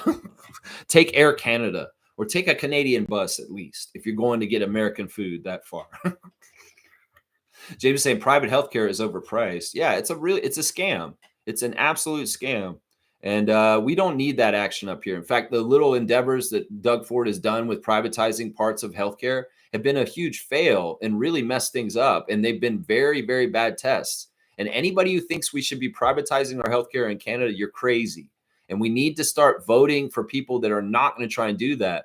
But in some ways, I'm already jaded on the Canadian electoral system, that it's already rigged. Because in some ways, I don't believe that we should have a conservative premier of Ontario. Ontario is a very liberal province, and they've gamed the system with some sort of weird way so that Doug Ford could win all these times in a row. I don't think he should have been winning. Honestly, I don't think he's as popular as everybody thinks. And I think they've rigged the system for him to win. And that's fucked up. We need to have a referendum and vote going forward against all right-wing politicians, because they're showing their hand of fascism and taking away healthcare and taking away education. And I don't see how anybody can be for these things that they're doing right now if you're humanistic and you're actually a good person. That's right there. Boom goes the dynamite. Yeah, man, gluttony. Yeah, at Denny's, gluttony. Yeah, Seymour saying you got till next Friday, and then there's no more free breakfast. So you better get going. If you're walking, you better get going. James is saying working in healthcare, you're making big bucks in America. They're not the ones that are making the big bucks. It's crazy. You know what it is? It's basically middlemen. Like in some ways, if you have a public healthcare system, you cut out all these jobs with these insurance people and these pharmaceutical people and all these people that are just parasites in the middle of it all. And they get their cut and they jack up the prices. You know, if you have just the object that you need for healthcare, and you get the nurse and the doctor, you can pay that. That's way less cost than having all these extra jobs in between that are adding their surcharge and everything. That's part of the reason why healthcare goes out the wahoo. No, listen, in some ways, the doctors and nurses, sure, they get paid what they're supposed to, but the people that are making profits off of it are businessmen and middle people and insurance people. And those are the fucking leeches and parasites that don't need to be in the healthcare system. Because if you cut them out, you save costs. And basically it's just they ingratiated themselves into the middle of it to make corporate profits for themselves. It's really disgusting. And if you tell me that you're a healthcare provider, or like I'm an insurance broker, or I'm in healthcare pharmaceutical company, I have less respect for you, because you're probably a part of that machine that is absolutely gouging people that are sick and in trouble, and they don't need to be gouged. And it's I don't know how some people can be in certain lines of work and live with themselves. Basically, I don't know how they can do that. If you're anybody who is a heart, if you're just selfishly cruel and you say, well, I just make the money, I don't care about anybody else.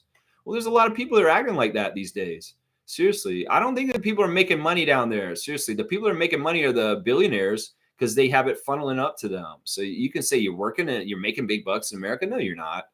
That's false shit. The insurance companies are making it, and it goes to the shareholders and the billionaires. That's who's making the money. Are you working in it? No, you're not making the money. You're just a cog in the machine. Seymour saying, and I got smoked like next Friday, Ice Cube movie. All right, there you go. He wants you to come and smoke out with him, like Smokey and Craig on Fridays. Yeah. Let's see. Stargate saying Masai's impact in the city and country is undeniable. He has a legacy. Those SWS, MLSE execs have none, and this is why they got their feelings about a black man being more impactful than them. Well, they got a legacy, and we've gone over it, and I've talked about it just now. They're going to be known for this forever, and even past their lives. Their children may have to deal with this. Ed Rogers IV, you may have to deal with your dad's poor decision last Friday for the rest of your life too. Just so you know. That's right. That's right. I mean, hell. I hope Ed Rogers IV is a rebel. And he's like, Dad, you're a piece of shit. You've been a piece of shit this whole time. I know what's going on. I'm woke. And I understand just how much of a piece of shit you are. And I'm not going to run this company anything like you after you're dead. That'd be great. I hope Ed Rogers IV is more like his grandfather. Let's just put it that way. Let's hope for that. That's right. Let's see. Peace. All right. Let's see. Seymour, we can do Friday after next Friday before the first month. Okay, that's confusing. he said, okay, we got Phil's, which is the Canadian version of Denny's. Yeah, go to Phil's. Go to Phil's. That's better. Cora. Yeah. You don't go to Denny's, man. Seriously. I know that Kareem has a special relationship with Denny's on Sundays with his wife. But, I get it. That's sentimental. And that was before the tariff war. But yeah, in some ways, it's like now maybe switch to Cora. Egg Smart. I think Egg Smart's Canadian too. Let me look that up. Let's do that real quick. We'll look up Egg Smart. I'm pretty sure Egg Smart is Canadian. Seriously. I really am buying everything Canadian these days, man. Is Egg Smart Canadian? Is Egg Smart Canadian? All right. And don't give me an AI answer, you motherfuckers. Yes, Egg Smart is a Canadian restaurant chain. The specific Egg Smart location serves blah, blah, blah in Oshawa. Okay, I'm pretty sure Egg Smart is a Canadian brand company. So there you go. Isaac's saying, shout out to U.S. citizens celebrating in the streets every day in protest. Canada is no better when we are complicit with Trump. Trampling constitutionally protected Indigenous rights is racist. Yeah. I mean, in some ways, it's different. It's a different level of what's going on. It's not so brazen. It's more hidden, but it's just as bad up here. But in some ways, hopefully we can figure things out in a better way than U.S. U.S. is in such a bad place right now. It's so crazy how bad things have gotten there. It's so crazy. And you can blame Elon Musk for buying the election and giving the election to Trump against the will of the people. And in some ways, it seems like Elon feels bad about what he did. But in some ways, you can't come back around and try and act like you're a good guy in this. I hope you do fight against Trump going forward. But honestly, you're a big, huge part of the reason why this shit happened in the first place. So don't even try and come back around like you're trying to be a good guy afterwards. Seriously. But yeah, I celebrate the Americans that are protesting. Those are real Americans. The ones that are going to get out in the streets with the signs and say, melt ice, that are against Trump, no kings. Those are the real Americans because they are just like their predecessors that fought against King George. They're going to be fighting against Trump. Yeah, that's the American spirit. That is the 4th of July in its true essence, are the people who are out there protesting today instead of celebrating. If you're protesting today, you're a true American, is what I'm saying right now. If you're celebrating today with a beer and you're like, oh, life is so good, you're a fucker and you're a fascist. But if you are protesting, that is true American activity, and that is real American right there. That's real American right there. Kareem saying, I hope all indigenous land across the globe are sitting on untapped oil. I hope everyone takes the time to watch the movie Killers of the Flower Moon, Leo DiCaprio. Okay, that's a weird hope for different things. Most saying, yes, Lex, in reference to Giants of Africa cruise, some staff work downtown. Well, I just hope that they stay headquartered here in Toronto. I mean, I guess that would be wrong to kind of uproot everybody's lives that Masai works with and take them somewhere. But if they can and they wanted to, and it made sense for their business, their nonprofit business, they would. I don't know. We'll have to see. Let's see. Is Egg Smart or Egg Smart? It's Egg Smart. It's the first one, Egg Smart. It's not Egg Smart, like it's a little corner store. It's Egg Smart. Smart is the word. Yeah. Look at Blackhawk, man. I can get the throne anytime I want. There you go. The throne. He thrown the money to get the throne. There you go. I like it. You guys are liking that. Thank you for the super chat, Blackhawk. This top fans thing in some way is kind of like, I don't know. I guess this is part of capitalism. I guess this is what it is. You want to be on top? Well, you got to pay to play, Blackhawk. In some ways, I don't like the message here. But Neil is once again #1 fan. He paid for it. That's right. I appreciate you, Neil. I really do. Stargate saying, Kareem, it's actually Egg Smart. One word. It's one word altogether. That makes sense. I think that's right. I've always read it as Egg Smart, like smart up in your brain, not like mart, like you go get your milk. No, I've always thought of it as smart. Egg Smart. I'm smart because I'm eating eggs, kind of thing, right? Seymour saying, Knicks, Heat, and Cavs think they can claim the East next year. We shall see. Raptors on top. Yeah.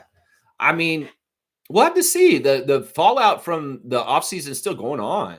There's overtures that Dame Lillard may be going to the Knicks now. This is crazy. Or even the Celtics. The Celtics are interested in Lillard all of a sudden. So I don't know. We're going to have to see where Dame Lillard goes, even though he's hurt for most of the season. We're going to have to see the fallout at the end of everything because not everything's figured out yet. and the offseason still got some shuffling around. And then we'll see. We'll see what's going on, man. We'll see what's going on. Neil's saying JC was dying to get out of Utah. JC? Oh, Jordan Clarkson. Yeah. Yeah, maybe. I don't know. Either way, I mean, he's a weird player, man.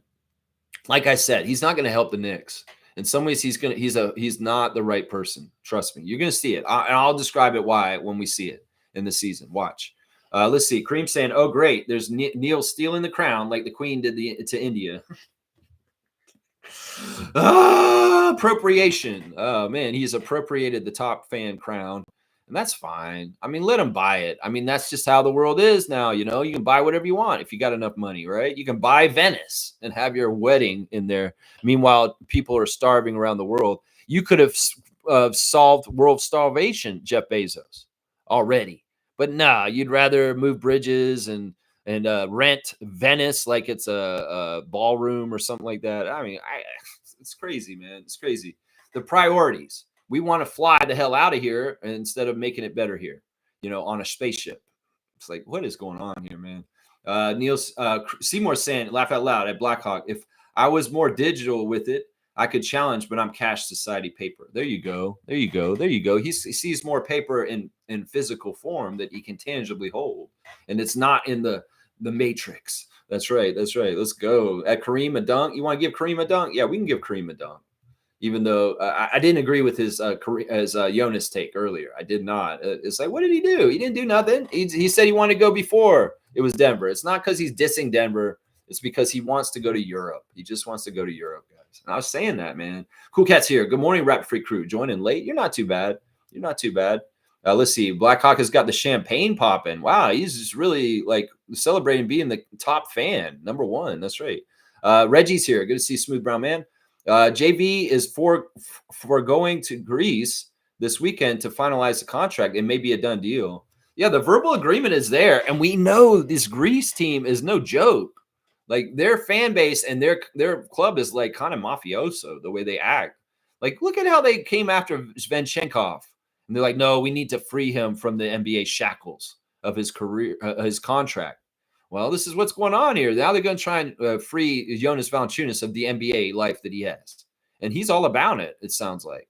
So, yeah, I believe this. I think that we may very well hear this weekend that he's ripping up his $10 million that he was supposed to get paid by the Nuggets, and he's going to go to Greece and play for Pantheikios. Yeah, I can see that. I can see that, yeah. Cool Cat saying Masai, when they go low, he goes high. That's the truth. And you know what? I'm going to give you a dunk. That may be the theme of our stream today. Is that they're low as hell. They're the lowest of lows in the sewer, down subterranean pieces of crap like a wharf rat. And meanwhile, Masai's riding high up in the sky on that thing from Neverending Story. That's what he is, man. He's up there riding around on that weird dog thing. And yeah, they're down there eating cheese with the sewer rats. Ed Rogers and Keith Pelly. That's right. There you go. Cool Cat, you have your 11th dunk of the year. You're at 33. On the dunk charts. There's a Kareem Abdul-Jabbar number right there. That's right. Kareem saying Masai should have done an interview on CP24. Well, we got to think about this. Like, if he is marketing himself, he needs to be stateside because there's only one show here in Canada with that is Toronto Raptors. And he's already worked there. It's not like he's trying to get the job there. So it's probably better that he did American media, and especially high-profile American media like Good Morning America. So, yeah, I mean, I would love to see him on a Canadian interview soon, and maybe he will do one soon. We'll have to see. We'll have to see. Maybe he's like, oh, Raptors freaks think I should go on CP24. Let's call them. Let's call them. Kimberly, call CP24. I'm going to try and be on CP24 today. All right. Yeah. We want to interview about being on Good Morning America, Masai. You going to do interview about talking about the Raptors, Masai? Sure. I'll talk to CP24. Yeah. Come on in. Let's see what's happening here. Yeah. Stargate saying there is a rumor that the Knicks are looking to trade Cat. They should. Could be just hot air, but it seems they're looking at Sacramento possibly getting Sabonis.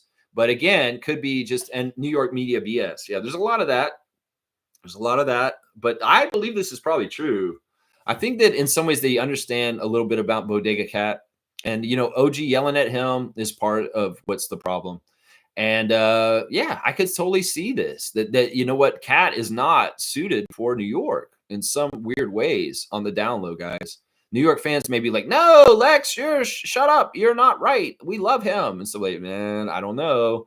I'm just saying, if they're shopping him, and I believe this rumor, but we'll see if anything actually happens. It's a huge contract, and it would take something like trading him for Domantas Sabonis or something like that for it to happen. So we'll have to see. We will have to see. I believe it. I believe that they might be shopping him. I do. Seymour saying move Cat and Bridges or OG for LeBron. LeBron and his old coach, Coach Brown in New York. Fuck it. Raptors in 6, I think. We can win the East this year. LeBron comes back to the Eastern Conference and rejoins Mike Brown on the New York Knicks. That would be weird, man. Okay, I know y'all were really worried about this. And last year, it was all about Bronny. But Bronny has spoken. He's not worried about what his dad does. So I don't know if anybody cared about what Bronny thought about all this, but he's just focusing on himself. I don't even know if he's still in the league. Was he one and done last year? You got the dream. You played 1 year with your dad. Now you're a 1-year NBA player, just barely. You're going to G League this year. You're going to be in G League all year. We're not calling you up. LeBron's in New York. He's playing there now. You're still on the Lakers. We don't have to do jack shit with you because your dad's not here anymore. So you got to just stay down there. What? You don't like it? Walk away then. Is that what's going to happen there? I mean, it's kind of funny that Bronny James had to make a statement on what his dad does. It's like, I don't care what he does. I'm independent of him. And, well, you might want to care because in some ways you may not have a job if he's gone all of a sudden. Seriously. Crazy. Yeah. Trevor's saying, Lex, did you like SGA's father's interview? I haven't watched it. I didn't watch that interview. I don't watch everything that you guys post. I did not watch the SGA father interview, so I cannot opine on it. I'm sorry. I did not watch Vaughn. He's a great speaker and he's a good dude. And I've seen interviews with him in the past, but no, I did not watch the latest one. Sorry. Neil's saying if JV was back on the Raptors, he would not be leaving. I don't know. I mean, that would be cool if he was on the Raptors again. But once again, everybody wants to recapture the past. Kyle come back. DeMar come back. Jonas come back. Man, there's a time and place for everything. And Jonas doesn't really fit with what we're doing with Scotty and his nucleus. So it doesn't make any sense. Plus, in some ways, his price tag's not right. I mean, it'd be fun. It'd be sentimentally cool. And he does love Toronto. He really does. When he came back in the recent time, in his off time for his movie's premiere, it is totally evident that he absolutely loves his Toronto. And he did. You know what? That's another thing we don't talk about enough. Him getting traded for Marc Gasol hurt his feelings. Seriously. You know, we can talk about DeMar getting traded, but Jonas got shafted too in some ways in the whole championship year. And nobody ever brings that up. In some ways, I wish Valanciunas had gotten a ring because he did play for our championship year most of the year for us. You know, in some ways, I don't totally agree with him not getting a ring, and we should have gave him one. Yeah, let's keep going. Let's see. Stargate saying, wait till Masai goes on Club Shay Shay. Club Shay Shay? I don't even know what that is. That sounds crazy. Y'all are laughing about it. Blackout saying, Lex, when people don't show up, that is how goofy balls like Ford win. We are living in the age of voter apathy. I don't even necessarily think it's that. I really do think it's the districting. Like they really, you know, living in downtown Toronto for the last 10 years before I moved out here, they make it very confusing for people to know where they vote. They make it very difficult for people in the city to vote because they don't know where they're supposed to vote. And the crazy thing is they switch the location. Like it'd be one thing if you knew, oh, every time I vote, I go to this one community center in my neighborhood, but they switch the location every single time they vote. That's a ploy. In some ways, I don't agree with that. And then also, like I said before, Doug Ford, when he first got into office, consolidated ridings in the city of Toronto. He took away seats that were liberal and NDP leaning and consolidated them into one. So you took away one of the MPPs that would be going towards the other side. And the whole racket of Canadian politics is liberal and NDP eating up the same voters. And then the PC are a minority still, but they have the biggest majority because the other two won't get their shit together. Well, we got our shit together and we made sure Carney beat Pierre, which was fantastic, but it's still not a representational government. And there's all kinds of flaws with the Canadian election system. It's not representative of the people in any kind of way. And then you have a minority person, a minority voted person who's not the majority of people voted for Doug Ford. That is not true. I think it's like 35% of Ontario voted for him. And that's not a majority. And he's making decisions like he's doing everything in the majority's interest. No, he's not. He's making decisions in the interest of the corporations and the billionaires, just like the White House right now. And it's absolutely misrepresenting the people. And I would say this, just like to the United States on 4th of July, no representation, no taxation with no representation. Don't pay your fucking taxes. Don't do shit that the government asks you to, because they are not representing you correctly, because they are not doing the will of the people. They're doing the will of the very rich and the corporations like Therme. And that's the problem right there. You can say it's apathy. Also, the fact that they put the election day in the middle of the week on a weekday where people work. And then some employers are not honoring the system of saying you should be able to be paid to go and vote. Some of them aren't doing that too. So there's all kinds of different levels of voter suppression. And yeah, sure, voter apathy has its part in it, but don't get it twisted. A lot of the ways they set it up is to get that apathy and to tell people, well, like our guy MSJ used to be here. Oh, voting doesn't matter because then my vote won't matter anyway. You know, that's the fucked up thing about it, man. And I'm just saying that in some ways we need to really be vigilant in voting here in Canada, because we can make a difference. And thank God we didn't get Pierre. That's what I say right there. Kareem saying, man, Masai getting sauced up on Club Shay Shay and spilling the beans is what we need. Yeah, I don't know if I want to see Masai sauced up. It's sad to me when people are overly drunk in some ways, especially because it'll make me feel like he might be depressed. And that's why he's drinking. Dan Rowe's back. Good to see Dan Rowe 89 back in the chat. The admins, consultants, representatives, and liaisons eat up the funds without contributing anything. Yeah, that's in the healthcare system. There's all kinds of people that just have positions that don't need to be involved in the healthcare field that are absolutely just in the middle of it, and they're adding extra cost, and they have to justify their positions by the private healthcare system. In the public healthcare system, they don't exist. And that's the difference. That's why it's so expensive. You got all these middlemen in the middle. If you want to buy a loaf of bread from the grocery store, do you want to have somebody walk in there, buy the loaf of bread at the price for it, and then bring it out to you in the parking lot and jack up the price and say, yeah, here's your loaf of bread. I just bought it for you. And there, oh, you can't go in there and buy the loaf of bread yourself. You have to buy it through me. And it's 4 times the cost I bought it in the grocery store. I mean, seriously, you go look at Rick Scott and his history as a senator in Florida and what he did with Medicaid fraud, and you can learn all you need to know about why private healthcare does not work. Right there. That's it. Yeah. Ed Rogers. Bleh. Well, you got the Pac-Man ghosts out there. I like that. Blackhawk saying, Chris Rock on Spike Lee joint. What can I get for $2? What are you, like a Pookie? Like in New Jack City? What is this? What are you referencing here? Monique is saying, I'm already following my new Raptor guy, and Mamu and Elijah have seen my work. Okay, there you go. What, they've seen your work? What do you mean? They came and liked you or something? That's interesting. Well, we should go look at the Instagram stories since you're talking about it. First, we got Eugene Omoroi. He's back from Africa, and he's back in Toronto. He's on a boat out in Lake Ontario, and we see the CN Tower on the coast. We love Eugene. Hope you're doing well. Lou Getz Dort is riding around with in celebration of the championship for Oklahoma City. His head's out the sunroof, and he's waving to all the fans. And there he is with another fan. I'm not sure who this guy is, Alan G. And so Lou Getz is just hanging out with him. There's Emmanuel working hard. We see Emmanuel working on his step. It's a similar workout to what Jamal Shedd's been seen doing in the offseason also. So there's a lot of lateral quickness, sidestep kind of drills, and with the band around their waist, and kind of just it's really good for fleet of foot, burst, and change of direction kind of exercise that they're doing right there. Really good reps. Also, Emmanuel hitting the courts, playing some pickup game, and he got the game winner apparently in this game, setting it up at the top as the point guard. He gets the screen and he comes around at the top, and then he's gonna pull up, I guess, over the guy. Nope, he's gonna. Oh, still, yep. He stutter stepped and he stepped back and he hit the shot and won the game. Game winner.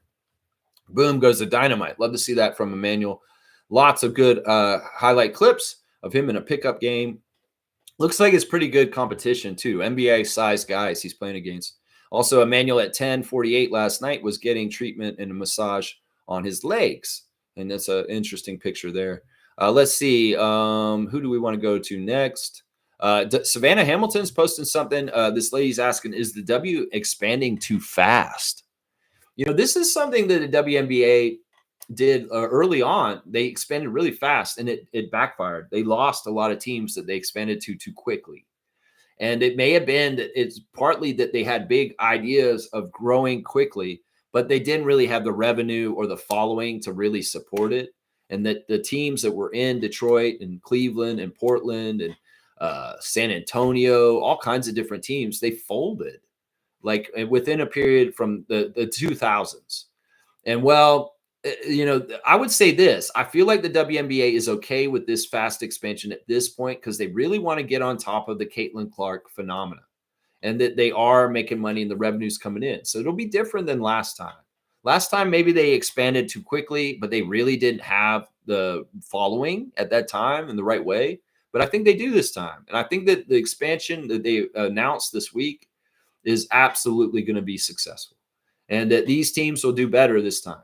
They will do better this time, and they will stick around. Cleveland Rockers and Detroit Shock. There's Mamu's locker set up already with the 54 jersey in there, and he loves it. He's got the flaming heart in there already. It's cool for him to show up in Toronto, and that's how the Raptors are. They already got his stuff set up for him, and you're a part of the team already, my guy. There you go. He's putting on blast his movie, Dreams Beyond Borders. It's at the Summer League Film Festival in Las Vegas. There's a movie about Sandro and his life will be presented at Las Vegas. Trevor J., if you're going to the Summer League, which you are next week, maybe you should try and go see Sandro's movie, Dreams Beyond Borders. It will be airing at the Summer League Festival in Las Vegas next week. So you can go ahead and see it in the film festival for Summer League. And it's all about Sandro Mamu.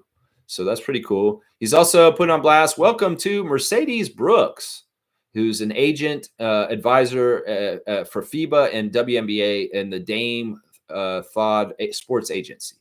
So there you go. All right. So she must be joining his agency. That's what's going on. Scotty Barnes with clips of him working out, and the movie he's working on is a step over 3-pointer with his trainer, and we see him make a bunch of them consecutively. It's like a dribble and a step to the side, and then bomb a 3 and hopefully make it.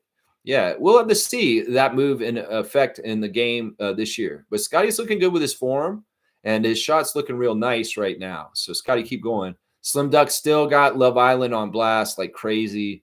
This man is just all about the Love Island. He's just fallen in that reality TV show hole to not look at the dumpster fire, the weirdness of the world, and even his own current situation with his free agency. So he's just not dealing with that. Shamshay was doing boxing training. This is scary, man. I'm not gonna lie. Ulrich Shamshay in a fight, he would hit somebody, he will hurt someone. The right that he throws on his trainer is nasty, y'all. If y'all have not seen Ulrich Shamshay's Instagram from yesterday, that man, if he gets in a fight on the court, he's gonna hurt somebody because he has a really nasty, thunderous right hand.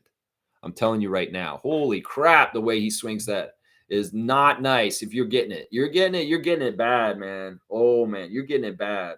Yeah, I love seeing it. Shamshay's looking buffer and bigger and stronger, and he's getting multi-sport training. He's training in boxing right now, which is pretty cool. Grady, I don't know what he's doing this about, but Grady has posted something that says, just shut up and dribble. And Fanatics saying that, but then Grady puts the basketball down and he starts playing with the football and other sports. I don't know. That's the saying that they always say to athletes, stop being political and just shut up and dribble. But I guess Grady's making fun of it, and he's got like a quack noise going over the clip too while it's going on. So I don't know exactly what's going on. Maybe somebody told Grady not to be political, and he's not. He's got the soccer ball. He's got the football. And he's like, I don't want to just shut up and dribble. I want to play football. I want to play soccer. Let's see. There's Colin Murray Boyles back in South Carolina with some of his friends there. In some ways, he's there, soaking up the last bit of his offseason before he goes on this journey with the Raptors in his rookie year. So, yeah, get your time in with your alma mater now while you can, Colin. You're about to be on the Magical Mystery Tour called the Raptors Team, and you're going to be going on an odyssey, and it's going to take a long time of your time coming up. So get your downtime with your team and your alma mater in Columbia as you can, which is right now, and that's it. Norman Powell, always on blast. Norman Powell. Understand the Grind gear. Youth basketball camp, August the 23rd in San Diego at Lincoln High School. Yeah, go and get your youth basketball going. Andrew Jones has got Ava B hooping, and also his son is out there hooping too. So Ava B hooping and getting a pedicure also apparently. Jamal Shed working out just like Emmanuel. He's on his back and he's holding something strong, and then he's also moving his legs. Man, Shed is looking very, very strong right now. Sheddy is looking very, very strong. He is in Texas working out right now. Let's see. Orlando Robinson still at the Tarkanian Center working out in Las Vegas and Nevada, the Jerry Tarkanian Center, of course. And then Elijah Martin is working out also. It looks like he's putting the weights, and he's probably down in Florida. He's in Boca Raton is where he is on there. There's your Instagram stories. The Raptors point guards are all working out heavy with weights. Emmanuel, Elijah, and Jamal Shed. There you go. There is your Instagram stories for today. There you go. Boom goes the dynamite. Blackhawk saying, Mo, whose photo do you think you will get first? Whose photo do you think you will get first? What do you mean? Whose photo? What do you mean? I want Elijah's pick first. What do you mean? What do you mean pictures? I don't understand. Pay to play. There you go. Okay. Dame can take short contracts and chase championships every year. Yeah, I don't know. He can't do it when he's hurt, though. And honestly, in some ways, I think Dame's washed, guys. In some ways, he's jaded like Kevin, and there's certain energy around him that's not conducive to winning. Once again, this is the thing that happened with Kevin Durant and Damian Lillard. They played on teams that were bad in the recent years. And, well, they're kind of waiting for everybody else on their teams to come up and play better around them. But they never would. So what happens is Kevin and Dame are not trying as hard if their team isn't as serious about contending. So those last few years on the Trailblazers for Dame, they weren't doing anything and spinning their wheels. And in some ways, Dame got bad habits of not trying all out anymore. You understand what I'm saying? Like if you have a supporting cast on your team, like Kevin had in Brooklyn and in Phoenix, if you have a supporting cast like Lillard had in Portland the last couple of years, and you don't feel like they're good enough to compete, are you going to go all out yourself? What if you get stuck in that I'm waiting for the rest of my team to get better and then I'll play all out? But what if they finally get better and you can't get to that level again because you haven't been practicing it or playing at that level? I'm saying I'm going to theorize that this is the problem with Lillard and Durant, is that they've been waiting for their teams around them to get better and catch up, and then they would go to their level, but there's no telling if they will get their level back because they've aged. And they've also gotten bad habits waiting around for the team to get better around them. That's why you don't look at what the other guys are doing on your team. You play a certain level of excellence no matter what, like DeRozan code, like DeMar would. DeMar was on San Antonio, and he was on bad teams after we traded him there. Did he half-ass things? No, he went all out the whole time he was in San Antonio, even though they were missing the playoffs and not doing so great. That's the difference. And that's what I'm going to call out on both Kevin Durant and Damian Lillard, that they're washed to a degree, because they fucking stopped trying because they were on shitty teams where they weren't good enough, and they may not know how to turn it back on to the competitive level that they were at when they were younger. Does that make sense what I'm saying? So it's like Dame Lillard, he could go to any other team, but if the team's not good enough around him, well, he won't try as hard. Trust me. And that's the same thing for Kevin. Now, Houston should be pretty good, so we'll have to see what happens there. Trevor's saying NBA Summer League begins tomorrow, 2K25 Summer League. There you go. Yeah, they're going to have games starting for other teams in different leagues right away. And they do like the California Classic League, which is mostly Western Conference teams. And there'll be like the Lakers and the Spurs and the Suns and people like that. So, yeah, we'll see some Summer League results coming in. And often the Raptors are late to the party is kind of what's happening there. Neil's saying at Mo, all right, all bets are on Elijah being next on your post of fame. Okay, that's what's going on. You're talking about her posts of fame? I didn't even know that was going on. You guys got to inform me here. Stargate saying, oh, wow, how can I forget? Pure and Simple, that they're Canadian. Get great breakfast. There you go. There you go. Pure and Simple is a Canadian breakfast too? All right. And Neil saying Cat for Sabonis is no game changer. They need Cat for Giannis. I mean, whatever. Let's just see what happens. The rumors about Giannis being upset about Lillard are stupid because he actually asked for them to do that. So it's like because he wanted to free him up so that he could get somebody different like Miles Turner to try and play next to. So, I mean, I don't think that Giannis actually wants to leave Milwaukee. And I think that Milwaukee would be crazy and really badly run if they did this with Lillard and then they lost Antetokounmpo too, all of a sudden, that would be weird, man. I totally think that Giannis signed off on waiving Lillard, and the news that's saying that he's upset about it is wrong. I think that he's very happy they did this because in some ways he wanted to change a pace, and he realized Lillard wasn't the right guy to be next to him. So let's see. Yeah, I don't know what will happen with Cat. I won't over speculate on a deal. It may not even happen in some ways. You know what I'm saying? So let's see. Monique saying Northside Crew auditions happening July the 19th. That's a good sign that they're going to have Northside Crew auditions still, that entity will still be around our team. That's good. That's a good thing. Let's see. Stargate saying Club Shay Shay is Shannon Sharp's podcast. Okay. I thought it was a chick. I was like, Shay Shay? Is that some sort of lady? Club Shay Shay? Okay, so it's Shannon Sharp's podcast, and they get drunk on it. They like drink some spirits while they're on there, and a little bit something in a cough syrup bottle or something. All right. I know Shannon Sharp has stepped in a couple different ways in recent years, but okay, that's the show. Yeah, I don't want Masai on that show, man. Most saying, not Raptors news. Did you see the hype Mariah Harper over draft night's outfit? It's crazy. Stop, y'all. She's married. What? Mariah Harper? Are you talking about Ron Harper and Dylan's mom? Ron Harper Sr.'s wife, the Filipino tiger mom?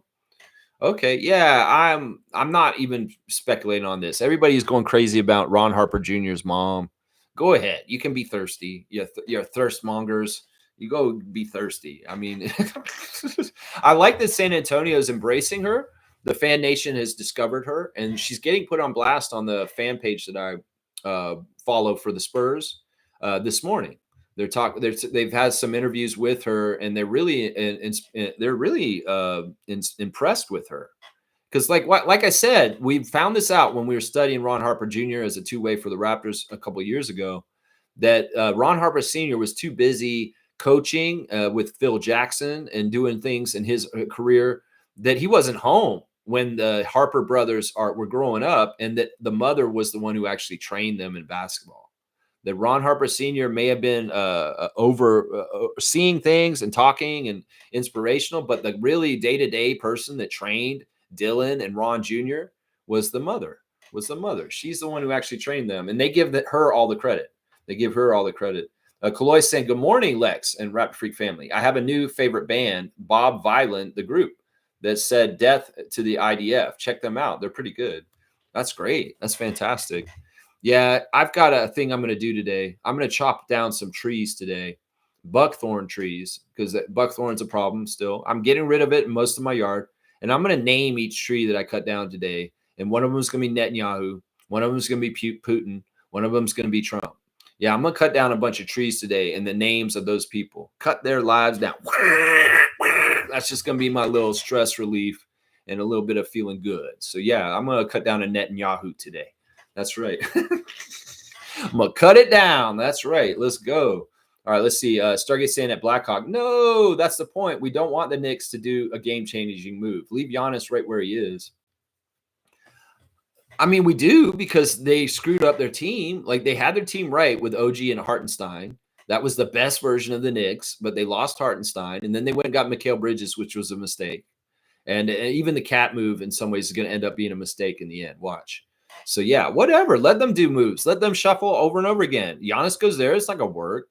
Seriously, you put Giannis in New York, it's going to be a big fail. Watch. It's going to be a big fail. Most saying there's a clip online of Ulrich doing boxing. Yeah, that was on the Instagram stories today. I was talking about that. A Cool Cat saying there are too many great players that are not getting signed. Lots of college players have a great fan base that they bring to the W. Expand away to great markets that are diehard basketball fans. Okay, so you're not talking about the NBA. You're talking about the WNBA. Yeah, Letitia, am I here? Is a good example of this. I think that it may be likely she could be on the Tempo next year, which would be fantastic. They have Canadian content on the Tempo. But yeah, the expansion is needed because there's a lot of talented young women that should play professional basketball that don't have the option to do it because there's only a certain amount of spots in the WNBA with the amount of rosters. So this expansion will be healthy. In some ways, it'll, hopefully won't dilute the talent pool and make the game not look as good. It'll give more people an opportunity to come in and be even better. So we could see that, people like Chloe Kitts come into the league next year, then there'll be more jobs because the tempo exists. And yeah, by 2030, there'll be a good amount of jobs that are opened up for the WNBA. I thought you were talking about there are too many great players that are not getting signed in the NBA. But alas, that's something different. That's the middle class bubble being popped. That's right. Most saying W Stream, W Vibes, go Raptors for life. Keep at it always, Lex. Just helping limit the comments. I appreciate that. Raptor Freak Crew, strong forever. Yeah, I'm just coming up about 10 minutes from 2 hours. We might get it on time today and not have a Lexathon. The post-Masai era has been Lexathons. I've noticed that. Stargate saying at Blackhawk, that Chris Rock skit was not from a Spike Lee joint. It was from Hollywood Shuffle, I think, Robert Townsend's movie. I always remembered him as the drug addict in New Jack City, right? Like Pookie. That part. Now, Chris Rock was in Spike Lee movie, and he did do a part, but that part in Hollywood Shuffle is the one I remember. That one too. I think it is Hollywood Shuffle. I think Stargate's right on this. But that's the thing. Chris Rock had cameos in so many different things at that time in his career that, I think about the role in New Jack City as Pookie. And then I know he had cameo roles in some Spike Lee movies. I'm not sure if he was Do the Right Thing. It may be like She's Gotta Have It or something. I'm not totally sure. But yeah, I totally remember him in Hollywood Shuffle. That's for sure. Most saying this season I'm getting pictures taken with the players. Neil's asking. Oh, about getting pictures taken with players. That's what it is. I thought it meant like you're posting profiles on them. So you're going to try and get a picture taken with Sandra Mamu and Elijah Martin this year. Why not Collie Murray Boyles? Your birthday twin. That'd be cool. That'd be cool. All right, now it makes sense. You want to get your pictures with, your collection of players with you. That's a great collection, honestly. She has an amazing collection of pictures of her with Raptors over a long time. Neil saying at Stargate, Lex may be right with New Jack Swing. It's been so long since watching them. Yeah, I mean, it's tough. I mean, those movies all kind of meld together unless you go and revisit them again at some point. We did watch New Jack City in the last couple of years. I watched it with Adriana. She had never watched it. Part of the reason why I watched it was because of Pascal's Nino Brown costume he did for Halloween. And I was like, I want to teach you why he dressed like this, Adriana. So we put on New Jack City, and I watched it. It holds up pretty good, man. It holds up pretty good. And, man, Wesley Snipes was so dastardly in that movie, man. So diabolical. Just pure evil. And like the whole story of it's just really interesting and stuff. And then the ending, the vigilante justice at the end. Wow. Yeah, if y'all haven't watched New Jack City in a while, it's a fantastic movie. And it really does stand up really well after so much time passed. It really, really does. Let's see. Kaloy saying Blue Jays swept the Yankees this week. Yeah, I love that. I saw that. Eric Smith celebrating on his Instagram stories. And, I love it because my friend Stevie Roots, who appears very heavily in the Kensington Variety VIP Club episodes that are coming out in the near future, he got to go to multiple games against the Yankees this week. And it's his birthday. And he went and saw them beat the Yankees' ass like 2 or 3 times this week. He went to a lot of games this week. I think he went on Monday and he went on Wednesday. And he might have gone yesterday too. So Steve was there the whole time. And I feel really accomplished, guys. I want to thank Paul B once again, Raptor Freak Paul B, for helping me with my project with the Kensington Variety VIP Club show. The show is now completely uploaded to YouTube. The whole entire 12 seasons are going to be in that playlist. And they're going to get released on their 5-year anniversary still. And the really exciting thing about the last season of the Kensington show is that I cover the bubble playoffs, and I cover when the Raptors swept the Brooklyn Nets and the 7-game epic series with the Boston Celtics where OG hit that shot. So on the 5-year anniversaries of those games, there's going to be clips released on this channel of me reacting to those games with Steve there with me. He's like my co-host. Now, the other thing that's really cool about it is that this project will be completed, and I'll have the whole time capsule of all this time and everything that's going on. And the really cool thing about it is it shows the evolution of me doing a weird game show in a convenience store. If you watch some of the clips, you see how it's in the store and it's basically everything, but not really Raptors related. But then the show evolves into the last season of being like the early version of what I'm doing on this show now. Like you see the evolution of Lex going from Kensington variety shopkeeper who's doing weird stuff with the public, evolving into what becomes the Raptor Freak stream eventually. So if you want to see the story of why and how I got to this point of doing this stream every day in the morning, and a part of the journey is on YouTube now, and you can watch the complete series of the Kensington Variety VIP Club show. On October the 1st, it will be completely up. But there'll be live premieres of the 5-year anniversaries of everything until then, including the bubble playoffs. And every single game we played in the bubble, I covered on that show. So you can go back and relive OG's big shot, the double overtime victory for the Raptors, all the great stuff that happened in that Celtics series with me at that time talking about it. And you can hear me talking about we're going to repeat, because I really did believe the Raptors could repeat in the bubble and be a 2-time champion. I really did believe that. Yeah. So check it out, man. Check it out. Yeah. Your time, Lex. Self-care time. Yeah. I'm going to go chop some trees down as soon as I get done with this. That's my 4th of July burn, is I'm going to cut down fascist dictators in this world in the name of these trees. That's right. Chop them right down. I'm going to mow them down with the chainsaw. I'm taking a chainsaw to Donald Trump today. This tree is Donald Trump. That's what I'm doing. It's going to be therapeutic, man. I'm going to be like, yes. It's good to see you on the ground dead. Stargate saying, nah, it wasn't New Jack City. I watched that recently. It was definitely Hollywood Shuffle. That makes sense. I mean, he has similar characters in those 2 movies. That's part of why, right? That's right. Yeah, y'all check it out. The movie Heads of State. That's another one. I remember that one. M. Jones is here. Good to see Raptor Freak M. Jones. It's been a little while. Alex, I was wondering when you're going to start sharing your screen for content. I think it would be a great add to what you're doing on this pod. Has great potential. Also, shout out for opening up the phone lines. Great addition. Thanks, Sam Jones. Yeah, I mean, I really should be developing more on the changes with the Discord and the possibilities of share screens and stuff like that. I want to still do this, and I still want to have this ready for the beginning of next season. So it could very well be in the lull of August that when we don't have Summer League and everything's really slow, I may tinker with this more and really get more experimental with adding new things like an extra box where I have a co-host on the show with me in the morning, or even a screen that's in the screen where I'm able to watch highlights and go over them with you guys during the show. So this is stuff that I still want to do, M. Jones.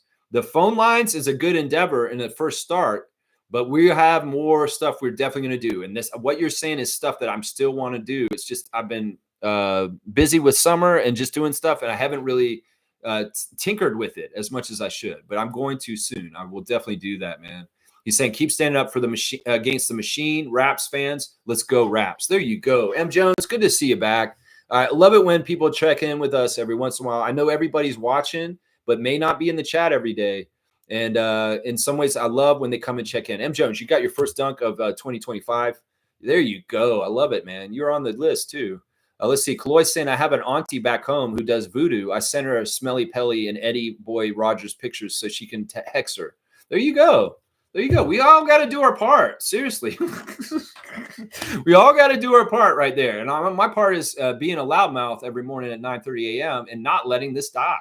I will continue to bring up Masai Ujiri's name every single day on the stream to spite Ed Rogers III and Keith Pelly and remind people to come after them with that kind of energy that Chloe just described. That's right. M. Jones is saying, by the way, giving the suggestions in love. No, man, that is perfectly good. I love it. I need the feedback because you guys are awesome. You guys, in some ways, I'm not trying to cater this channel to make more money. I'm trying to cater this channel to be better for you guys, as interactive, informative, and more entertaining. And this is exactly the kind of feedback I want to get. I'm going to give you another dunk. Don't think like you're telling me what to do, because seriously, I love you, man. And I have a small enough ego that I can take instruction from other people. And I love it. I benefit from it. I really do. Yeah, let's see. I see that Ulrich boxing. Yeah, he has a really nice, solid right. Really, seriously. Like, if you get hit with that in your face, you're going down. Like, that dude, that guy's got some power.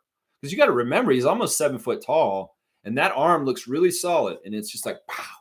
Oh, man. I would not want to get hit by Shamshay. Let's just say that. Yeah. MJ saying, last I checked, this pod isn't about darkness unless you're joking. But that's real-ish. Just saying. Yeah. Kaloy, yeah. You know what he's saying there. I mean, I'm not going to, I don't want to mess with that in some ways. In some ways, that kind of realm and that world, I believe it can be real. And in some ways, I respect it. That's all I'll say. I respect the dead. I try to respect the people that have already passed. And in some ways, this kind of stuff, I mean, I get it. In some ways, look, it's dark times. And in some ways, we need all the different things we can get working. There can be dark arts that are done in light reasons. And in some ways, that can be, in some ways, the dark arts aren't actually totally dark. They're just a little bit misunderstood, and they're kind of sinister. But you can use the dark arts for good purposes. That's what I would say. You can use them for good purposes. All right, let me go through my tabs some, and then maybe we'll do the classic card real quick. Actually, let's just do the classic card right now. Real quick. Yeah, I don't think he's joking. He's got family back in the Philippines, and that's probably where that voodoo stuff is coming from for those guys. And honestly, they probably have a lot coming to them for what they did last Friday. Seriously. All right, here we go. Classic card of the day. Full name answer will get the points. And spelling should count on this one. All right, here we go. Can you see who that is? I want to make sure my finger's not in the way. It's kind of an easy card. You should know this one, guys. Let's see. Yeah, let's see. I'll bring it up close for a second, and then I'll bring it back. But yeah, y'all should know who that is. That's right. We've seen this guy recently on TV. He was around the finals. Not Greg Anthony. No, that's a good guess, though. That's very close, Isaac. No, we've seen this guy at the finals. He was sitting in the crowd. And, well, some people speculated he might be working for New York again and, instead of Mike Brown, but it's not the case, as of Mike Brown is the hire for the coach. But this guy was on the list for possibilities. So let's see. You see the number, you'll get it. Yeah, Isaac, of course, it's Mark Jackson. His face is a little smushed up, it looks like. He looking a little bit like Ron Artest or something like that with his face a little smushed up. Who's that behind him, guys? That looks like that might be Yinka Dare or something like that. But yeah, Mark Jackson is the classic card of the day. Good job with Isaac Campbell. Of course, this is not the famous Mark Jackson card with the Menendez brothers on it. That's a crazy card. The Mark Jackson card that has the Menendez brothers on the front row. That card's worth a lot of money. I have a few of those cards. I do, actually. So, all right, Mark Jackson's. It's a 50-point card, Isaac. It's not that hard. He's a pretty well-known face in the NBA. But yeah, Isaac Campbell, you are getting a classic card of the day. Boom goes the dynamite. Love to see Isaac getting in the fray and getting some classic card points. Boom goes the dynamite. Let's go. All right, let me see what else we got. We're just over 2 hours. Let's see. Ottawa stand up. Yay, Isaac. There you go. Support for Ottawa going both ways. Let's see. I'm going to just go through my tabs real quick and see if I missed anything that I wanted to talk about today. Raptors Reddit, what are y'all talking about? Let's see. They got Masai on Good Morning America. Masai just being an awesome badass. They're loving the Sandro add-on. There's somebody put this up, how much the Raptors were worth before and after the Masai era. So they're making this very clear. And some people, I know that there's people on Reddit that are listening to me because sometimes the information I'm giving out, they're parroting it after. And I love this. Y'all keep watching me and do it on Reddit. Seriously. Put this stuff up. So they put up a picture of Bargnani. In 2013, the Raptors were worth $405 million, and they were the 21st most valued team out of 30. Now in 2025, after Masai left, they're worth $4.4 billion. Do you know the difference between $405 million and $4.4 billion? It's a very big difference. Some people don't understand how much more $1 billion is than $1 million. And, well, they're the 11th most valued team. They jumped up 10 spots in the NBA in valuation. Now, I want to check this in another 12 years from now and see where they're valued then. I'll bet you they may be valued less than they are right now, even with the growth of the sport and everything like that. It's crazy, man. Some people on Raptors Reddit are pushing for Chad Buchanan to come and run our team. I'm not about that. Chad Buchanan don't look any better than Bobby Webster. So I don't want Chad Buchanan coming in here and being the team president of the Raptors. Let's just promote Bobby Webster up. So whoever's promoting this is the man who can fix this franchise. Fuck off. And remember, on Reddit, anybody can come in there and post like they're a Raptors fan. There are other people from other fan nations misdirecting us in there. So really pay attention to each post. There's a guy named Munir who posts like crazy on Raptors Reddit. I do not trust his ass. He posts so much bullshit on there. And in some ways, he's full of shit, just so y'all know. Let's see. I don't care about blue skies. Happy birthday to DeAndre Bembry. It's DeAndre Bembry's 31st birthday today. Happy 31st birthday, Raptors Tampa player DeAndre Bembry. And also, happy birthday to Coach Griff. Yeah, it's Adrian Griffin's 51st birthday today. Happy 51st birthday to Coach Adrian Griffin. I have no idea what you're doing now. You're with your son in a bunker getting ready for the rapture, is apparently what y'all are doing. Yeah. All right. Let's see. Is there anything else I want to cover? I think that's it. I got all my tabs and we have no more comments, right? Happy Friday. All right. Happy Friday. There you go. I like that. All right. Thanks for watching the Rapid Freak stream. Tomorrow, we're going to do a Share the Love Club for Shai Gilgeous-Alexander, the NBA MVP, the finals MVP, the NBA champion, the best player in the NBA. That's right. It's SGA. And we're going to have an early birthday party for him. His birthday is actually the next week, but we'll be doing summer league coverage in the Saturday before. So we're going to do an early birthday party for SGA a week early tomorrow. SGA Share the Love Club. Come on in and share the love for the most powerful NBA player on the earth right now, Shai Gilgeous-Alexander of Hamilton, Ontario. That's right. We'll be back tomorrow, 9:30 a.m. Thanks for watching the Rapid Freak stream. Fuck you, Ed Rogers. Fuck you, Keith Pelly. Masai Ujiri forever. We love Masai, and we always will. And we will always hold this against you guys for letting him go for nothing. Nothing. No good reason.